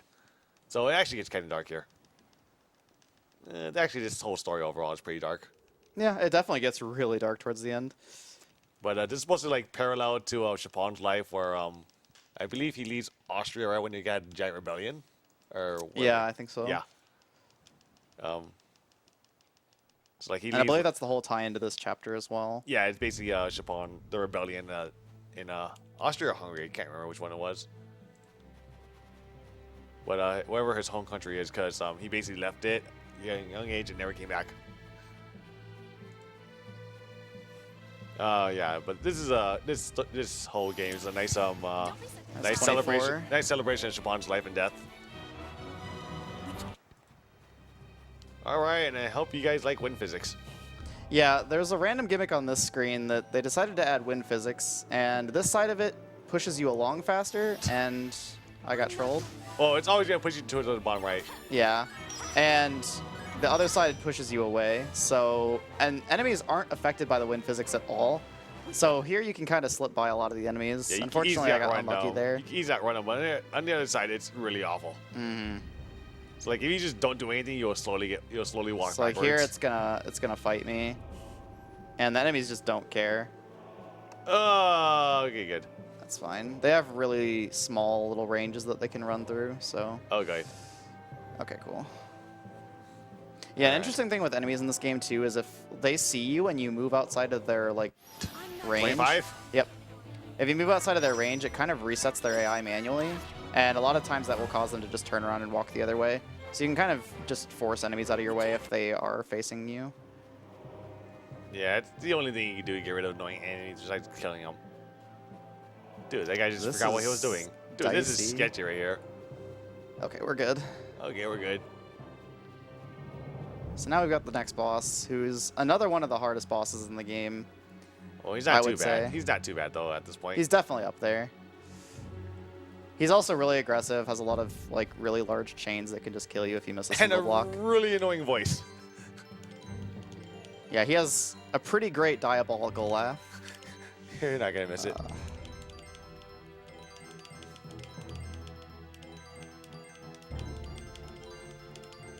Yeah, so here Viola no longer does damage, so we're just gonna give her pure defensive equipment at this point. She's pretty much good for Hawkeye, and that's about it. Well, she can also tank a bit. Yeah. Dude, God's Alright. boutique.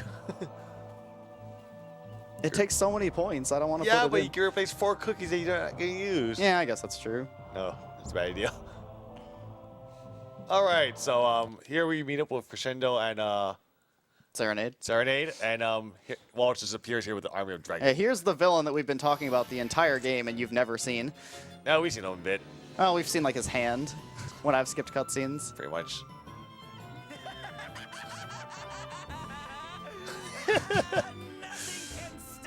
His laugh is just as bad in It's- Japanese. It's pretty great. It's just as bad in Japanese. He also has a pet dragon Yeah, he that looks flies like a around. turkey. He flies around on it. So we're going to get rid of the dragon first because it's just a pain in the ass. And it's a lot weaker. Yep.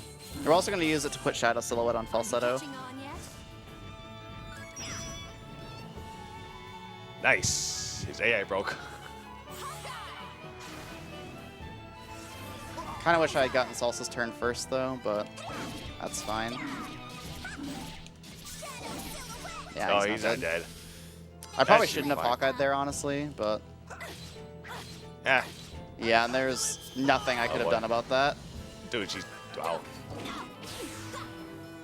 Thankfully, like, Waltz is actually one of the nicer enemies. Hilariously enough. That's fine. She should still live. Oh, wow, no. Nope. Dude, nice toss I there. am too slow. Looking down on him. Oh, it's Thankfully, we have a nice item called honey cookies. He's nice, and it will sometimes just wait for you if you don't guard. God, he's being crazy right now. All right, you gotta toss the lion's manes. Yep. Okay, nice there.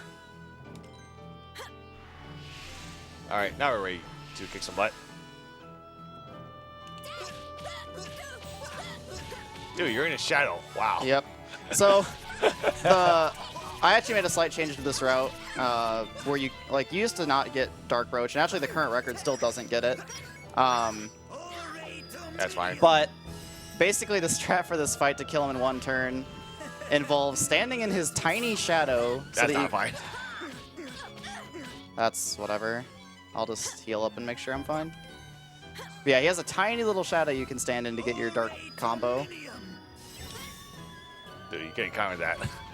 Oh yeah, I could have. There's a but- counterattack mechanic in this game that we're never going to use for the most part because it's really random and unpredictable and not worth it for the most part. Yeah, basically the last party level I got gives you a counterattack where if you give the option to counterattack during a guard, you don't always get it. You can press the A button instead of the B button with slightly tighter timing, and it will nullify the attack that you just took and give you a free half turn with whoever did the counterattack. So you get a turn that lasts 2 seconds, and it honestly just kind of wastes time because you don't get enough time to do anything. So we're basically going to be ignoring counterattacks for this entire run. Well, it immediately ends the turn and allows you to just run away, though. Yeah, which is nice. that'll when be it useful comes in the next area. up. So here you got party level 5. First thing it does, it completely eliminates tactical time. So your turn starts immediately. You have no time to think. Yep. You also go down to 3 seconds action time. So you get go pretty fast. To make up for that, though, yeah, your all your party moves at 50% increased speed, so you can get around a lot quicker. Yeah, and on top of that, they increase your item slots to 40. So we can equip pretty much anything you want. Yep. At this point, we just kind of have a license to not care. Oh, and you can also use 3 harmony change instead of 2 now. Yep. Which is mostly we can ignore them. Dude, nice. Getting a little trigger happy here. All right, so we're on the final chapter here, and you can tell they ran out of creativity at this point. So we're basically in some weird underworld where everyone who died to mineral powder can't really die. They just turn to a wisp, and it's technically dead, but they don't have a body or anything, so they just Yeah. wander around here. Like if you talk to one of them, they're just like, "Hey, you're not dead. What are you doing here?"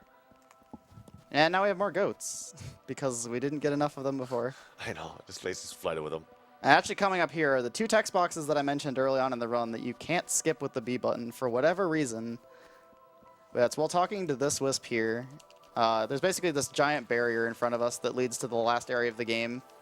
And we don't know how to get rid of it, so this little wisp is explaining that it's impossible and blah, blah, blah, blah, blah. We need to go to Xylophone Tower to get rid of it.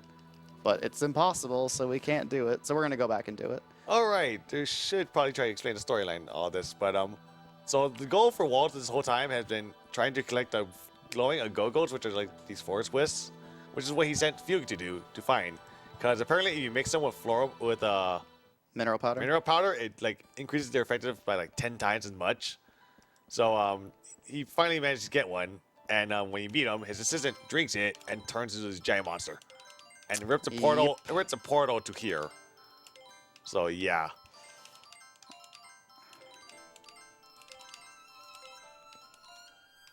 So that's why we're here.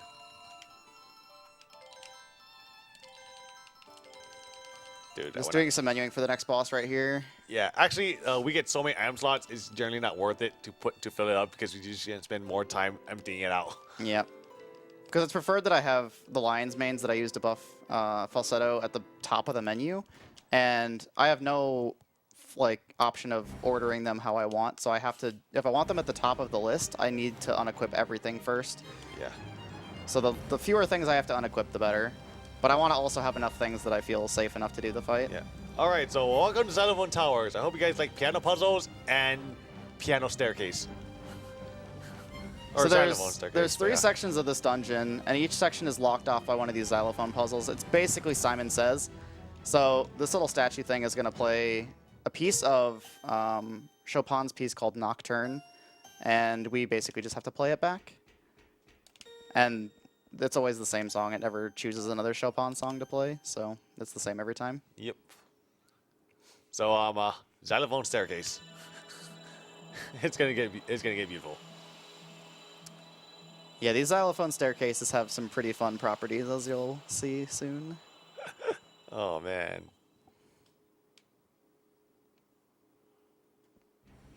That the music just restarts. But enjoy.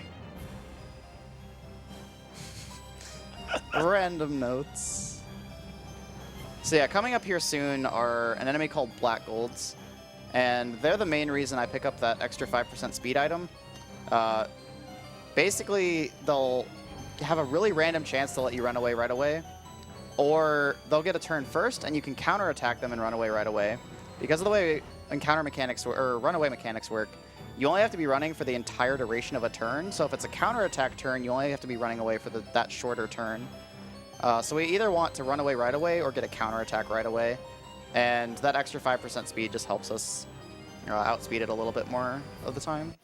Yeah, their hitbox It's not covers. guaranteed, Yeah, though. their hitbox covers the entire stairs, but thankfully, we get reduced Yeah. hitboxes when we escape. So, They also have this really annoying thing that they can do at the end of their turn that just wastes a bunch of time. I had actually never seen that before. Yeah, it's really stupid. It's not attached to any of their attacks. They'll just sometimes end their turn by doing that. All right, so right and across.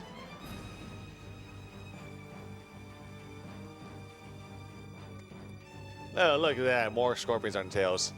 And more narwhal dragons that Oh boy! want to get me. Okay. Except he's pink now. I like these ones a little bit better. Yeah. Yeah, this game ends up having a lot of recolored enemies. Which I Actually, guess a lot of RPGs do that, but I feel like actually, this game's particularly guilty. everything in this in-game area is pretty much a recolored enemy. Yeah. That's not the boss. Yeah, starting with the boss of this area, we're going to basically just have a bunch of refights with just recolored enemies, or recolored old bosses. Oh, at least they renamed everything as well. Yeah.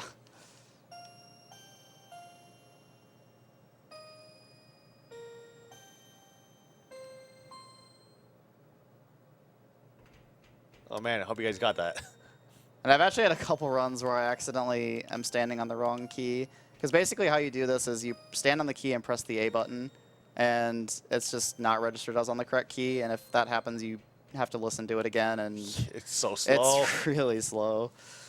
Because if you saw how slow it was the first time you played, it plays exactly as slow the second time. And the third time.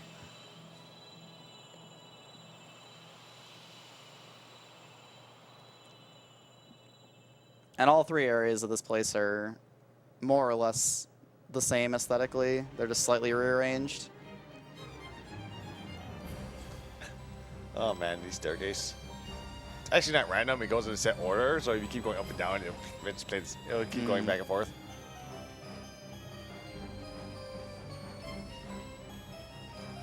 These enemies are actually fairly aggressive as far as endgame enemies go. It's definitely pretty easy to get in encounters with them. Alright, so now we have more black golds. I'll be perfectly polite when I Send And ya we're getting pretty flying. bad luck here. No counterattacks even. Give me a counterattack here, please. Nope. Wow. These guys are jerks. Dude, what is this camera? He's doing it off screen. Dude, save the frames, no lag. Oh man. Trying to spare me from having to look at it. That is amazing. I have never seen that one before. Also, these guys are annoying because they like to hug the inside wall as well. Yeah, and it's they're- really easy to get caught on the Yeah, and they're edge of deceptively, these. they're deceptively fast on the map. so hard your Okay, brains cool. will go inside out. Oh man. Sorry. Dude, Salsa is so low HP because she's under level because she died to Fugue. Yeah, that's fine. It's fine, it's still hilarious.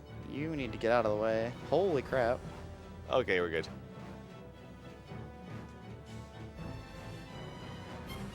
Can't say the last time I've had enemies here be this problematic. What am I doing? I need to go I this don't know, this area is confusing too. It's really easy to get mixed up here and think you're on a different section than you are and go the different way for the next floor. Yeah. So we got 2 more black golds going on, then the actual boss after this next puzzle. Yep, and that'll be our first reskinned old bosses. You actually fight 2 at once. A reskin of Ogre Champ and a reskin of Trick or Treat. Well, Ogre Jam is still just as easy, and Trick or Treat is just annoying. You kill both of them in one combo, ideally. Ideally, in the correct order too. Oh, this is when they make it harder, and that they don't actually show you the old notes. Yep. And this puzzle only adds, or this section only adds 3 new notes. Which conveniently says GBA. So it's like, oh, that's easy to remember. Yeah, I believe specifically these notes are Nocturne and E-flat major. But I could be mistaken. How finicky are the hitboxes on the It's xylophone? very. Very. It's very easy to just have the game get confused. They're so small, too, and it's really hard to tell where you're actually standing. Yeah. It luckily hasn't happened either, but in combat, it's also really finicky as to how the game decides whether you're standing in light or shadow. Man. Certain characters have different, like, I guess, things they base off where they're standing. So, like, Allegretto, since his left foot is forward most of the time, it a lot of times determines off of his left foot. So on Ogre Champ, for instance, it's really easy to accidentally get Phantom Wave instead of Sun Slash. Luckily, that hasn't happened. Actually, but- it was pretty great earlier in practice. I was doing Bread Gang, and Beat was completely in shadow, and for some reason it was light. So I was complaining and standing there, and then like a few seconds later, it just changes to darkness without moving at all. Yeah, the I'm game like, gets really confused what is sometimes. going on? There's also a lot of times where you'll deal lethal damage to an enemy, and the game just doesn't register that the enemy is dead. So the enemy's turn will start, and then it'll just die. It just explodes. It's yeah. really weird. There's a lot of weird stuff in this game that just happens for no reason. Yeah. It's amusing, though, when it does. You need to go... Okay. Oh god. All right. Okay. You should just went for it. I probably should have. So here's Black Goat number 1. Or 4. Okay. Getting good luck now. And number 5. And then one last little maze-type section, and then the boss. Okay, nice. We're Dude, getting she's good luck gonna now. pound us. She's just gonna pound all the bad luck out into the ground. Only if you don't get serious soon. I'm very serious. So is this enemy, apparently. Should I call you Shirley? Sure. Why not? Alright, Shirley. Alright, so we got one last menu before we actually do the next boss fight here. So yeah, we're gonna take the speed items off. Why am I doing this? Now I have to redo all of this. Again! That's not Fine. really. Club Clover, nice. Never mind these Heart Clovers we just bought. Yep. Alright, so this is Ogre King and Wicked Shrub. We're gonna be Wicked trying to Shrub. kill Wicked Shrub first because Wicked Shrub can res Ogre King, and that's really bad. Yeah, it's really dumb. The strats we used to kill Ogre King first, and it was just awful. Just banking on Wicked Shrub not to revive him. She doesn't like him, so she's gonna pound him. Just because she doesn't like him. This is really weird. That's actually very nice. They're right next to you. It's actually going to be bad. You don't want these guys next to each other. If you end up doing the Harmony Chain to kill them, and they get simultaneously hit by the Harmony Chain, it kind of splits the damage in a way, and causes you to not kill them in a single... Dude, you got an echo glitch with that. That's great. That actually... Well, it doesn't really actually matter does because I'm in a matter. Hawkeye. The Hawkeye will do more damage. Dude, I like how Ogre King blocked that. But yeah, that was Echo Glitch right there, which we had mentioned earlier. So it basically This is actually pretty good it 'cause they're just- separating. It basically just registered that he didn't use any echoes for no reason. You know, he did clearly hit. Yep. This is going to be a bit finicky as far as... I also didn't use this. Oh god. I thought that was over Falsetto's head. What are you doing? Yeah, the game sometimes just likes to use that tag. You know, you're not holding the button. So he's gonna miss one more cycle, and you better get salsa over there. Yeah. That's actually fine. Oh man, he's staying light. That's bad. And now Mushroom Party is upgraded to Mushroom Brawl. Oh man. The next one, mushroom for you. That party got a little bit out of hand. So is the next attack mushroom for Wii U? I am not standing in the shade. Yeah, like I said, he's in light right now, so you gotta watch out. It's actually pretty bad because he's gonna stay there. Dander Cloud, wow. Give me a turn with Salsa, please. Or you just, Yeah, this is a weird fight, but it's gonna work fine. Yeah, I generally just have Salsa on Falsetto just getting up one on the Wicked Shrub, while Viola distracts the other king. So it's kind of weird when you send Salsa away. Anyway, he's dead. I probably could stand to relook at this fight again. But Probably could have got a Shadow Soda off that. Third Yeah. armor chain. just kind of not used to it. Don't. Yeah, and because of the way Hawkeye works, we need to apply Shadow Silhouette first, so I kind of just have to waste Viola's turns. Wow, nice hitbox. Yeah, doesn't really matter too much. Alright, so now we can just build the 32 Echoes and kill this guy. Sadly, Falsetto can only build up to 15 echoes now, but after this boss fight, she's going to be able to build up to 22. It's ridiculous. And Salsa being Salsa could build up to 17. Alright, so he's dead after this. Yep.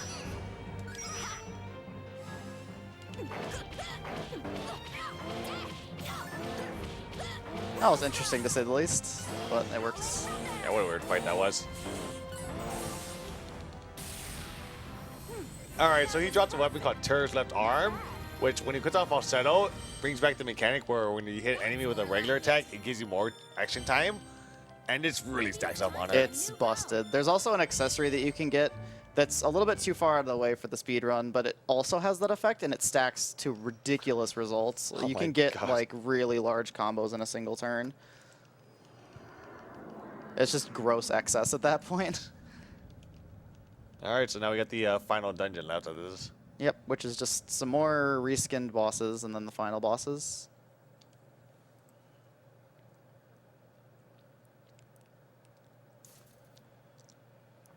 Alrighty, guys. A quick reminder: this is RPG Limit Break. Please keep those donations coming in. We really need to let's make that push for 35,000 by the end of this run. Let's also get that fight the big doll incentive in Final Fantasy format.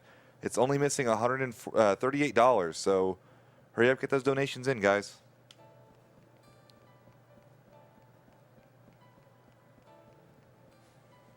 So now that that big barrier is gone, we can head through it to Noise Dunes, which is just a giant desert that's hiding the final area. And one thing that I will note right now that I haven't really brought up is I'm playing on the Xbox Live Marketplace digital version of the game. If you are playing on the disc version and have the game installed on your hard drive, I've tried this on multiple models of Xbox 360s, so I don't know what the reason is for it, but if you have the game installed to your hard drive, which really doesn't improve the loads that much, there's a place that consistently crashes at every single time you pass it coming up here, basically right as soon as you enter the final dungeon. What? It's really silly. For the longest time, I was testing having the game installed on your hard drive before I switched to the digital version, and I would just keep getting this crash, and I was like, why is this happening? So I just tested it a couple more times and then uninstalled the game from my hard drive, and it was fine ever since. And then my disc started crashing, so I got the digital version. And I haven't crashed since. Cross my fingers. Knock Oh on boy, wood. man, don't talk about that now. We've had enough games crashing for RPG Limit Break history. Yeah, unfortunately. So yeah, the entrance of this area is really cool. There's this fire tornado and this other purple tornado going on, and just a lot of stuff that's crazy. This whole area is just really distorted and torn, and everything's just kind of going to crap. Yep, everything's gone to poo. Oops, need to do this. And items. Yes. Not club clovers. I think I'm used to having the floral extract there now. What are you doing? You need to switch them. Oh, what am I doing? I don't know. 7 main, I think. Yep. Oh yeah, I need to switch them back. I second guess myself way too much. Yeah. This late into the run, it's at this point, all the strategies start becoming the same, so you just forget what's going on. And a lot of the between them. menus in this game are fairly simple as far as RPGs go, so it's really, I feel like it's easier to forget. Yeah, when you get towards the end of the run, some of these things just why do I do this again? Yeah, it's Kind of just a lot of small things. Yeah. It's pretty easy to forget. So this area is pretty much 2 giant towers that we have to ascend, beat the 2 bosses at the top of each of them to make some sand flow down each side, which will allow us to enter the basement, and that's where the final bosses are. And Camera is horrible here. yeah, it hides enemies all the time, and it's really easy to accidentally get encounters. Like, if you run along the outer rim, you actually be running off the camera. Yeah, this area is intended to be kind of maze-like, but it's really symmetrical in its design. Both sides of the dungeon are pretty much the same, and the split-off for getting to the 2 bosses is always on the 3rd floor. Yeah, the basic rule is you go across on the 3rd and 6th floor, and always go up. Yeah. Double retower. And there was an enemy getting hidden by the camera, so that's 26. He was heading towards you, man. He was right off the camera. That was not my fault. But what kind of is your fault, anyways? Everything's my fault. Dang.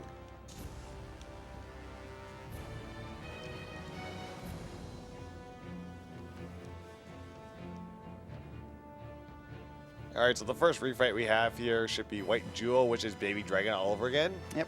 But he looks really, really cool. He's white and all his fire is blue. And a lot of these fights are going to end up boiling down the same way, buffing up Falsetto and building echoes with only her because she can build so many on a single turn now. And she does the most damage out of everyone. Killing the bosses in 1 or 2 turns. I mean, you can also use Salsa for that just to build up a little bit faster.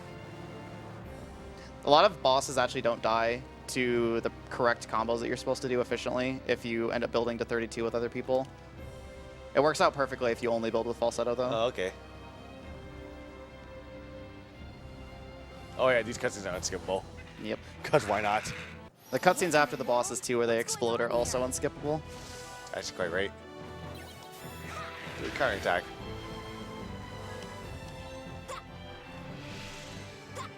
So yeah, we just run forward a bit with Falsetto so she doesn't accidentally target someone else.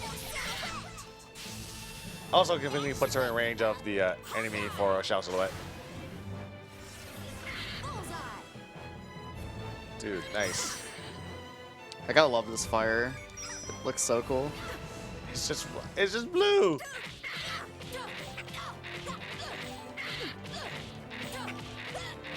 So yeah, even if I have to run to chase down the boss, I can still get a ton of hits in. And it's pretty much free to get 16 echoes a turn with Falsetto, so 2 turns will get us to 32. Yeah.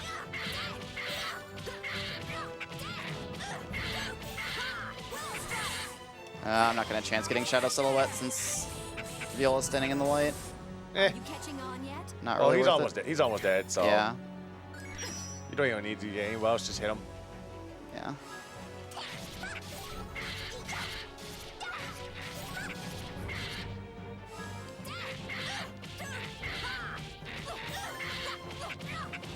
Okay, that's just overkill.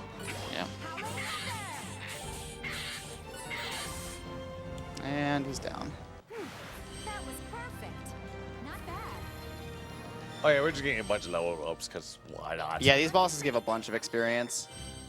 I mean, now at this point we're just gonna have so much HP that we're basically unkillable.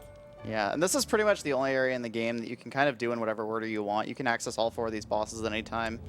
And there's been some messing around with doing the fights in different orders, but you don't have too much leeway as far as going fast because you pretty much have to do one side and then the other, and it just ends up working out better to do the right side first.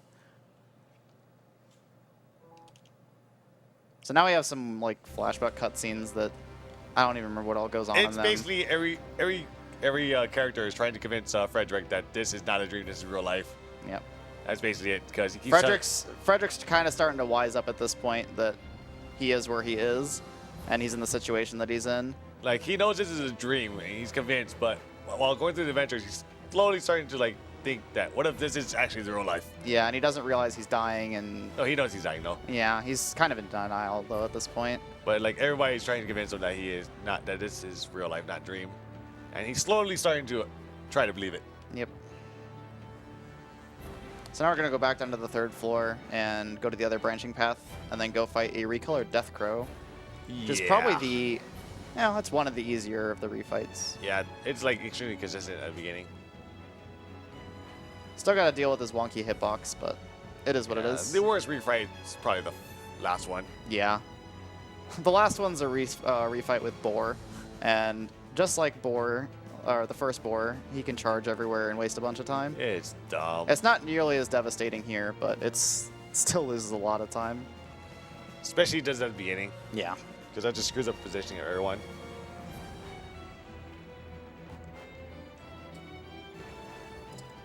We have a $30 donation from Andy's Houseplant that says, "Hi, Andy. Sorry I forgot to donate earlier, but things came up. If you're still here and there are any incentives you left you want to put this toward, please put it towards whatever you want." So, thank you very much for the generous donation, guys. Please keep them coming. We are so close to 35,000. Yeah, these ramps can be really disorienting. It's a little bit faster to hold the direction of that you're going to be facing like as you're going through the screen transition, but I always forget which way to hold, and it's not very intuitive. How far away are we from the doll fight? Let me refresh one more time, make sure.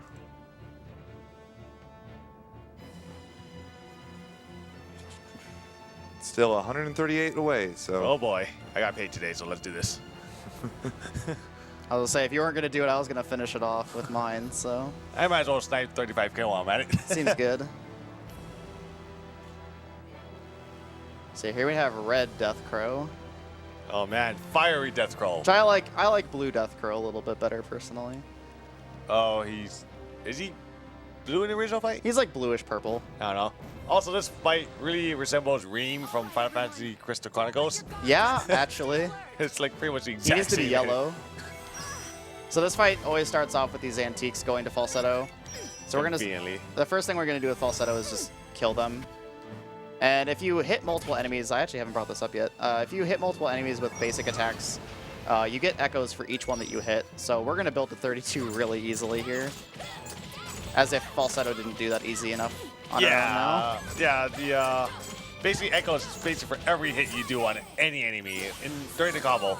As long as you're still in the combo, you're gonna get echoes. So if you like stop to run around, you stop your combo, which loses echoes. Do you have Shadow Silhouette? You don't need it for this fight. Okay. It's just Hawkeyes.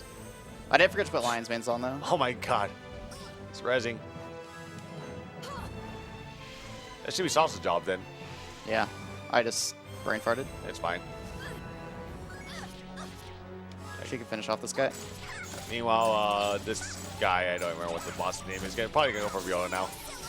Okay, you get Shadow Silhouette anyways. Yep. Yeah, he's going as Viola. Actually, I believe if I get good rolls, I can kill this boss in a single turn because that happens.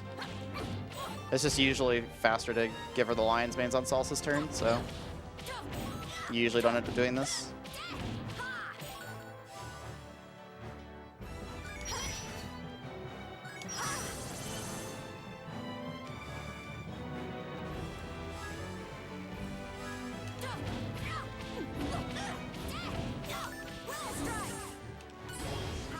Dude, nice crit, max damage crit. Yeah, unfortunately this game caps your damage at 99,999, so you can only do so much. Yeah, and that hit would have actually done max damage anyways, so it's actually when it's Yeah. crit. This turn order is rather unfortunate. Yeah, a lot of things influence turn order. So I want Hawkeye back up. Like, if you want your characters to get turns faster, you skip their turns. It actually makes you go get your next turn quicker. Yeah, since pretty much all we need is falsetto at this point, we're just going to be skipping Viola and Salsa's turns when It should be going the buffs are around already up. It should be going around killing that antique though. Yep. Too bad Salsa. I'm just not going to Shadow Silhouette. Yeah, I should have never used because- damage at this point. The auto attacks for both of them should kill it. Dude, we only could just shoot an arrow. I'm just going to melee it. Okay, cool. Oh boy, he gets one last turn before he dies. Intake. They didn't even bother renaming intake. It's the same attack. Yeah, unfortunately it doesn't do like any damage even if you don't block it here, so it's Yeah, pretty it's no longer negligible. scary at this point. And that's Unrest. Yay. That was perfect. Not bad. So now we have the other side of the tower to do and then the final bosses. Maybe it's time to upgrade.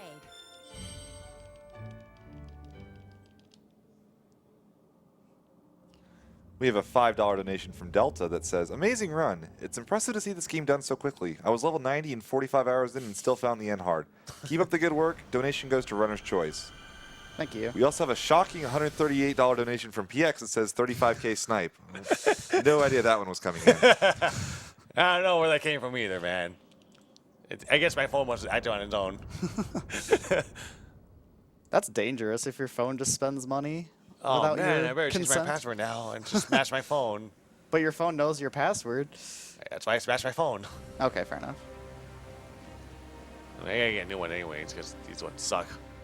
Dang. No, it's old and it sucks.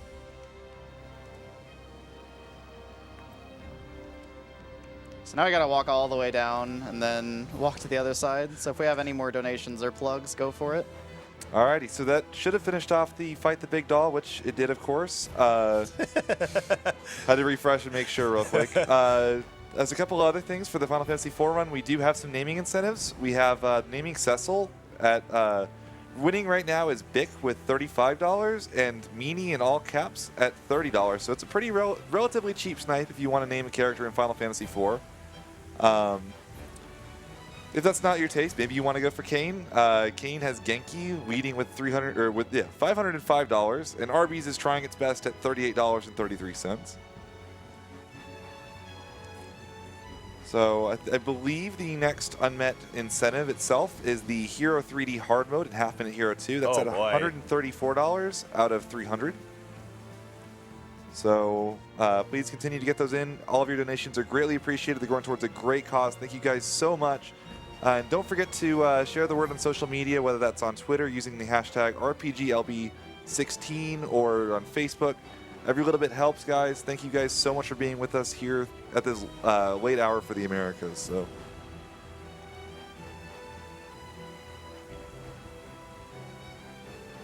Also, the camera is still just as bad going one way for the other. Yeah, they try to be really cinematic here, and it ends up just hiding a lot of enemies, and it's pretty nasty.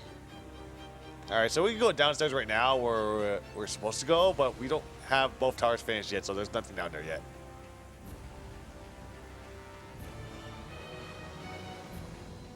Oh boy. We're still at fine. 26, right? I believe so, yeah. Sounds right. We can always just rewatch the VOD and count them back. Yeah. I'll trust our tired counting, though. Our tired count where we just got lost because we stopped counting after a while. Something I did forget to mention with PX's donation, we are now officially over $35,000 for the marathon. So it's really awesome, guys. We are, I believe, we are getting really close to that goal of, I think, 50,000 is our first major goal for the marathon. Yeah, I believe so. Please keep getting those donations in, guys. Thank you so much. Oh yeah, it's very easy to not know which direction to go here, but the easiest way to remember is just take the sharp turn. Yep. And like PX was saying before, if it's not the 3rd or 6th floor, we can just go up the first thing we see. Pretty much. It actually makes it so much easier to traverse. Yep. And it's actually easy to remember too, because the route that we do right now, you go across the 3rd floor every single time instead of going straight up when you first get there. So.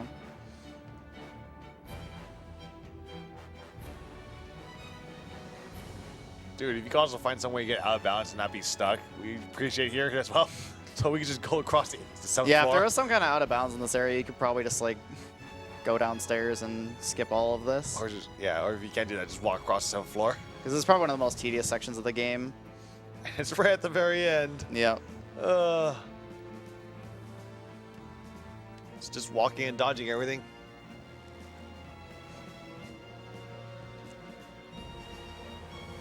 Dude, almost off screen. Oh man, this guy. I think I'm just gonna go for it. Enemies are still pretty lazy at this point. They'll look at you and, Just give up. he's about to beat the game. We're almost off. They ran out of time, so they can't program us correctly. Their shift's almost over. Our shift is all over.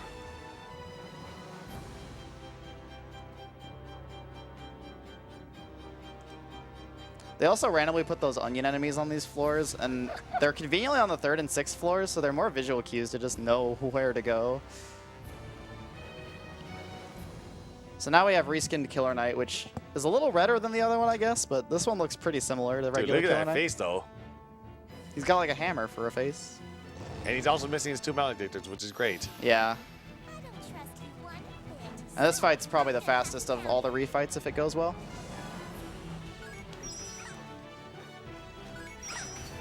Yeah, this time we can afford to put 3 Lions mains, which means we one-shot him, I believe. And this version of Killer Knight turning around is actually a good thing because we don't have to move Violas far to Hawkeye him.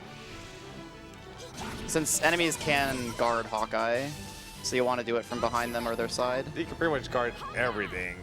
Yep. Dude, doing it right under him. Impossible to miss from there. I mean, you kind of missed on the way up, so. We were fancily going around him. It's a single It's more arrow. cinematic. It's a single arrow No, going up. it like spreads and then. It spreads on the way down. Nah, I don't know. It looks fancy. I like it. Dude, his AI broke. Yeah, these bosses kind of do no damage, so I was apparently supposed to be like fire themed now or something. I don't know. yeah.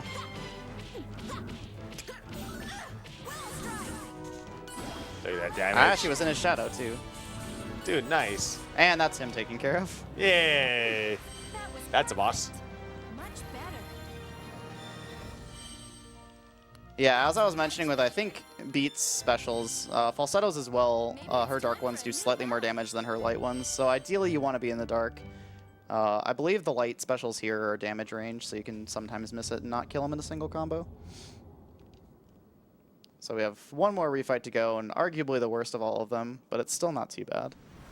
Kind of amazing you can miss the damage range given just how large the damage numbers in this game are. Yeah. Yeah, actually, you're like barely going over the kill. I think the main issue is that you hit so many times, there's just so many numbers that have a lot of variance to them. So if you have a lot of numbers that if you just get really low rolls, you do almost no damage. On top of that, there's random crits as well, which sometimes push you over. It's kind of like the logic in Superstar Saga with the Mush badge. Oh boy, where's this rat going? Yeah, really zoom that He's just camera. going straight.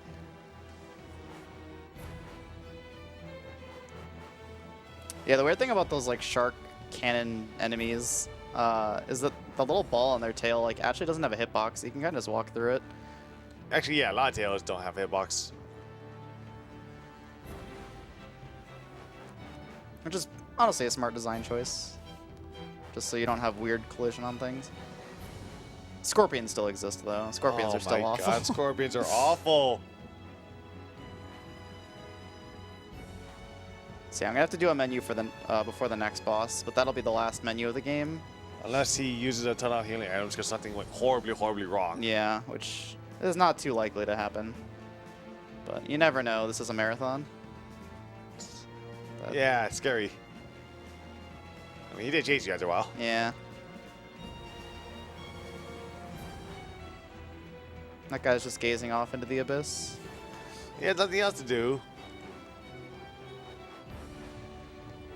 I definitely get the impression that a lot of enemies here are just bored. They're just waiting around for the heroes to show up and save the day. Is this one of the areas that the AI in the PS3 version is much more aggressive? Or I actually don't remember. I haven't gotten to this point in the PS3 version in a long time just because of how we've been messing with routing, so I honestly can't say. Dude, there's an onion there on the 4th floor. You should go across. That's one of the hidden sections. Yeah, a lot of the... What am I doing? What are you doing? A lot of the branching sections of this dungeon will just lead to like an empty little... or A treasure chest. like a broken little thing that has a treasure chest on it. I was trying to find the words there.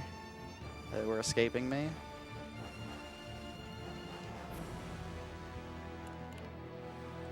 Yeah, like going down here would just go to a treasure chest that I don't think contains anything useful. Yeah, I don't really remember what they have. All I know is it's not useful for us, so we don't really care.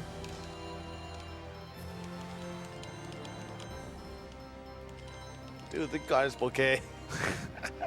It's gonna remain unused the whole game. Dang. I mean, you used the floral extract. that feel when you're too lucky? And yeah, this version of the boar is purple and looks really cool in my opinion. He's poison. He's finally effective out of Show me poison. what you've got. Yeah, we just poisoned him and now he came Dude, back. you got the first turn. What is this? And he's still charged. On salsa too, which is very bad. Sometimes you can still get Shadow Silhouette to reach from here, That's but too far. we'll try it. Yeah, What are you doing? moving over into the dark. You also still need another Lions Mane, I believe. No, this is only 2. Really? I thought it was Yep. 3, 2, 3. It's 2 and then 3 and then 3. Oh, dang, I'm bad. That should wake you up.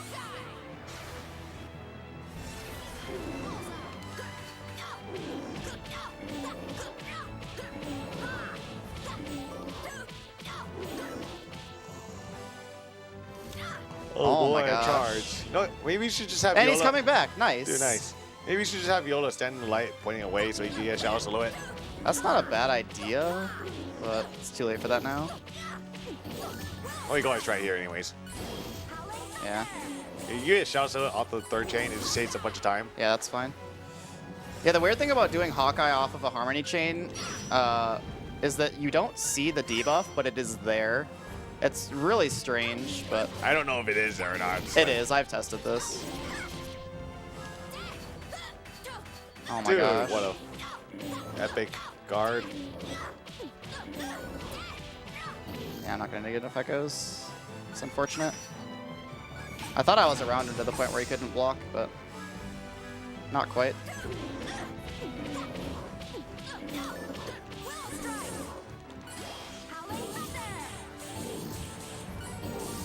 And that's that. Dude, nice crit in the end. That was a Yeah, good fight. totally necessary. Not bad. That kind of was, I don't know. Wait, nah, that don't, who knows? Things are looking pretty good. It was probably damage cap anyway. It's late. Words are hard.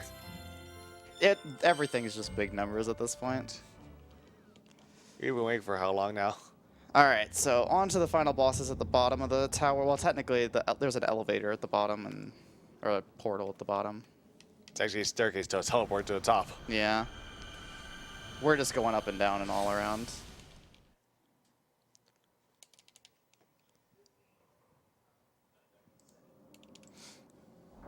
And we already have everything menued on that we need, so we won't have to touch our menu ever again.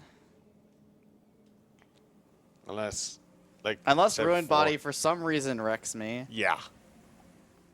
Yeah, so the next boss is what Count Waltz's assistant Legato turned into after he drank the glowing Agogo infused mineral powder. I don't even know why he did it. It's like so dumb. He gets mad and he wants to be a cool guy. What am That I? one's going up. No, where are you going? I don't know. I'm brain farting here really bad. This area can be really confusing, It is. especially 'cause when it's this early in the everything's- morning. Everything still looks the same.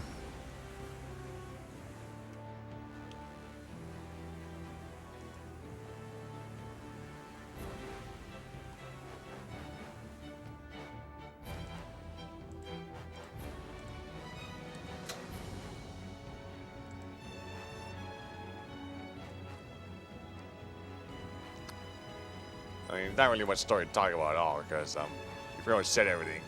Yep. We're just heading down now to the end. I mean, anything else we say would basically be spoilers. Yeah, we've already pretty much crossed that line. Not really. Claves dies.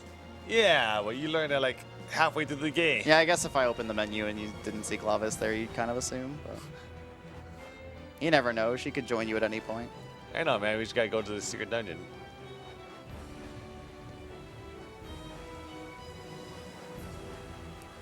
She's actually a really good character too, casually. So she's definitely worth going to the secret dungeon and getting, even if you're not going to do the secret dungeon right away.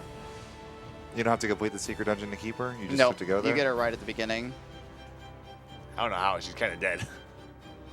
Well, this whole area is basically the underworld Oh, I or forgot the it is- afterlife. I forgot so- it is the afterlife for people who are dead. But she didn't die because of mineral powder, so she got stabbed. retains her human form. Yeah, she gets stabbed and then she writhes on the ground for 20 minutes. While holding onto her body, which shows absolutely no wounds whatsoever. And having lots of flashbacks. I mean, I guess her life would flash before her eyes, so that makes God, sense. such horrible flashbacks too. It just take forever. Yeah, that scene's actually like really emotional. Really emotional as you just laugh because she's not dying. Yeah, her screams are not She wasn't the greatest screaming. voice acting. Oh God, it's so bad.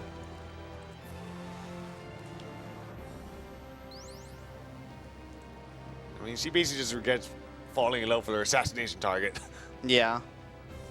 So they assassinate her instead because she can't assassinate the target. Yeah, Claves is essentially a double agent. I don't think we mentioned that, but that's why Rondo has to kill her.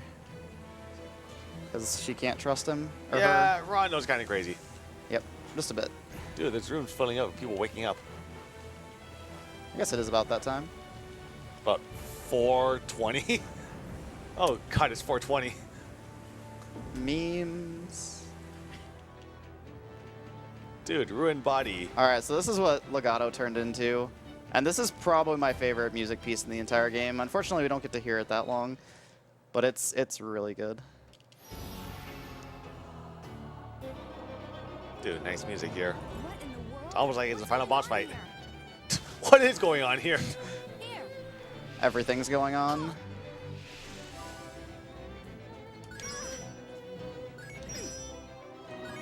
So this boss is pretty much the standard setup.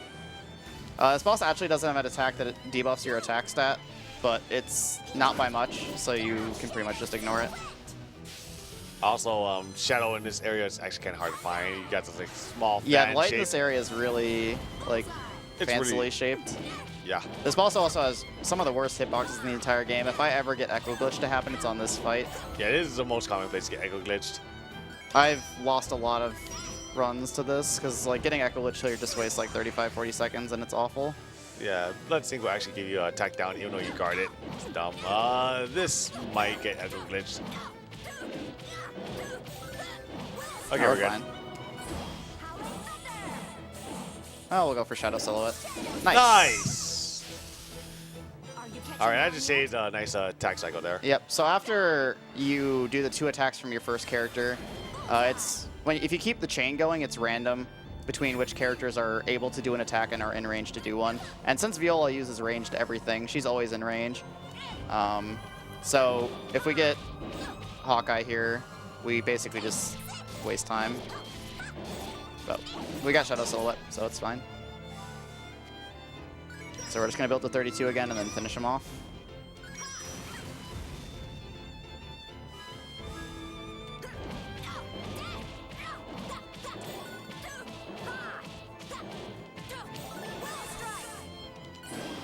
And he did. So coming up is the actual final boss, which... Spoilers, it's Chopin. Yeah, he decides that this is actually a dream. He's like, I'm going to kill you all just to prove it is a dream. Pretty good from here. Clearly inappropriate reaction. Maybe it's time. And actually, the final boss music is a retooled version of one of his pieces, and it's beautiful. Like, this is another really good track. Yeah. Motoi Sakuraba did a fantastic job with this entire soundtrack. And I paused on that for some reason. That's the item that you need to get into the extra dungeon. So you need to get all the way to this point and then not go into this portal to go there. You have to backtrack all the way out of this dungeon.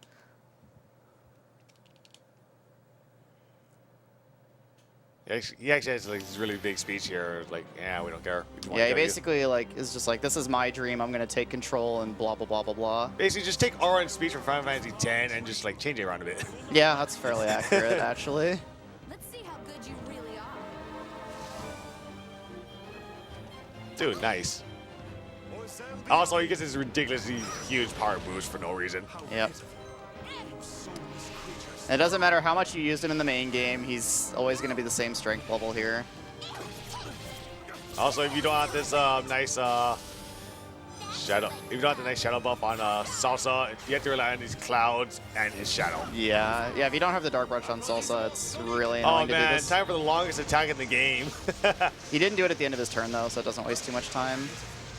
It's like such a fancy animation. But yeah, if he does that attack at the end of his turn, it just wastes like 5 seconds. Well, let's get going. Oops. It's fine. Yeah, this fight is not threatening at all. No, I thought he was going to go after Salsa there. Yeah, same. The only annoying thing about not blocking attacks here is that you can get knocked down, and that wastes a little bit of time on whoever's turn it ends up being.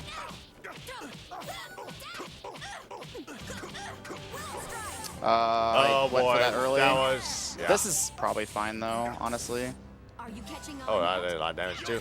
If anything, I'll just need to hit him a couple more times, which isn't the end of the world. You should have went for the shadow. So it.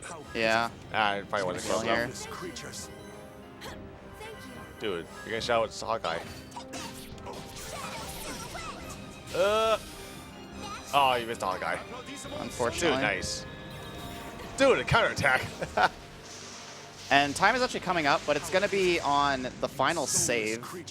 So as soon as I finish he this fight didn't and guard. save, and it says save completed, that's when time will be. But he didn't guard this. I'm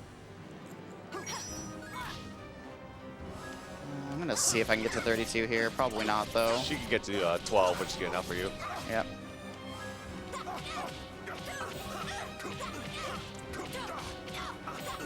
Oh boy, he's gonna get close. All right, cool. Yeah, yeah. Turret's left arm is broken. Yeah, it's really good. And yeah, he's not dead because I messed up that last combo. Yeah, 31 echoes, now he has 32. Just a little bit more, though. So yeah, just go for 24, I guess. Yeah. He might just die to these autos. No. That's fine. There's no glitch there, yeah. So yeah, now he's done. There it is. So yeah, at the end of the save here.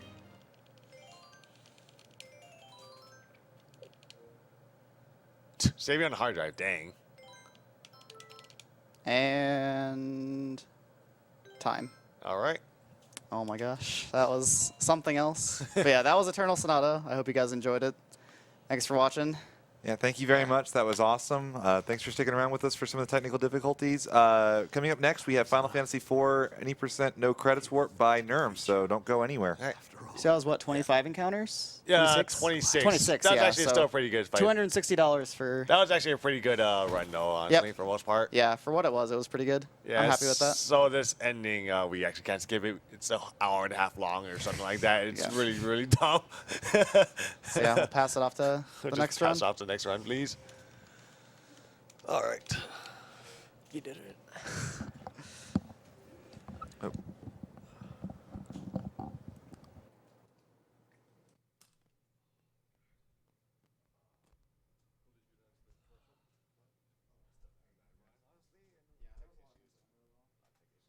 We're going to do a quick commercial break, so don't go anywhere.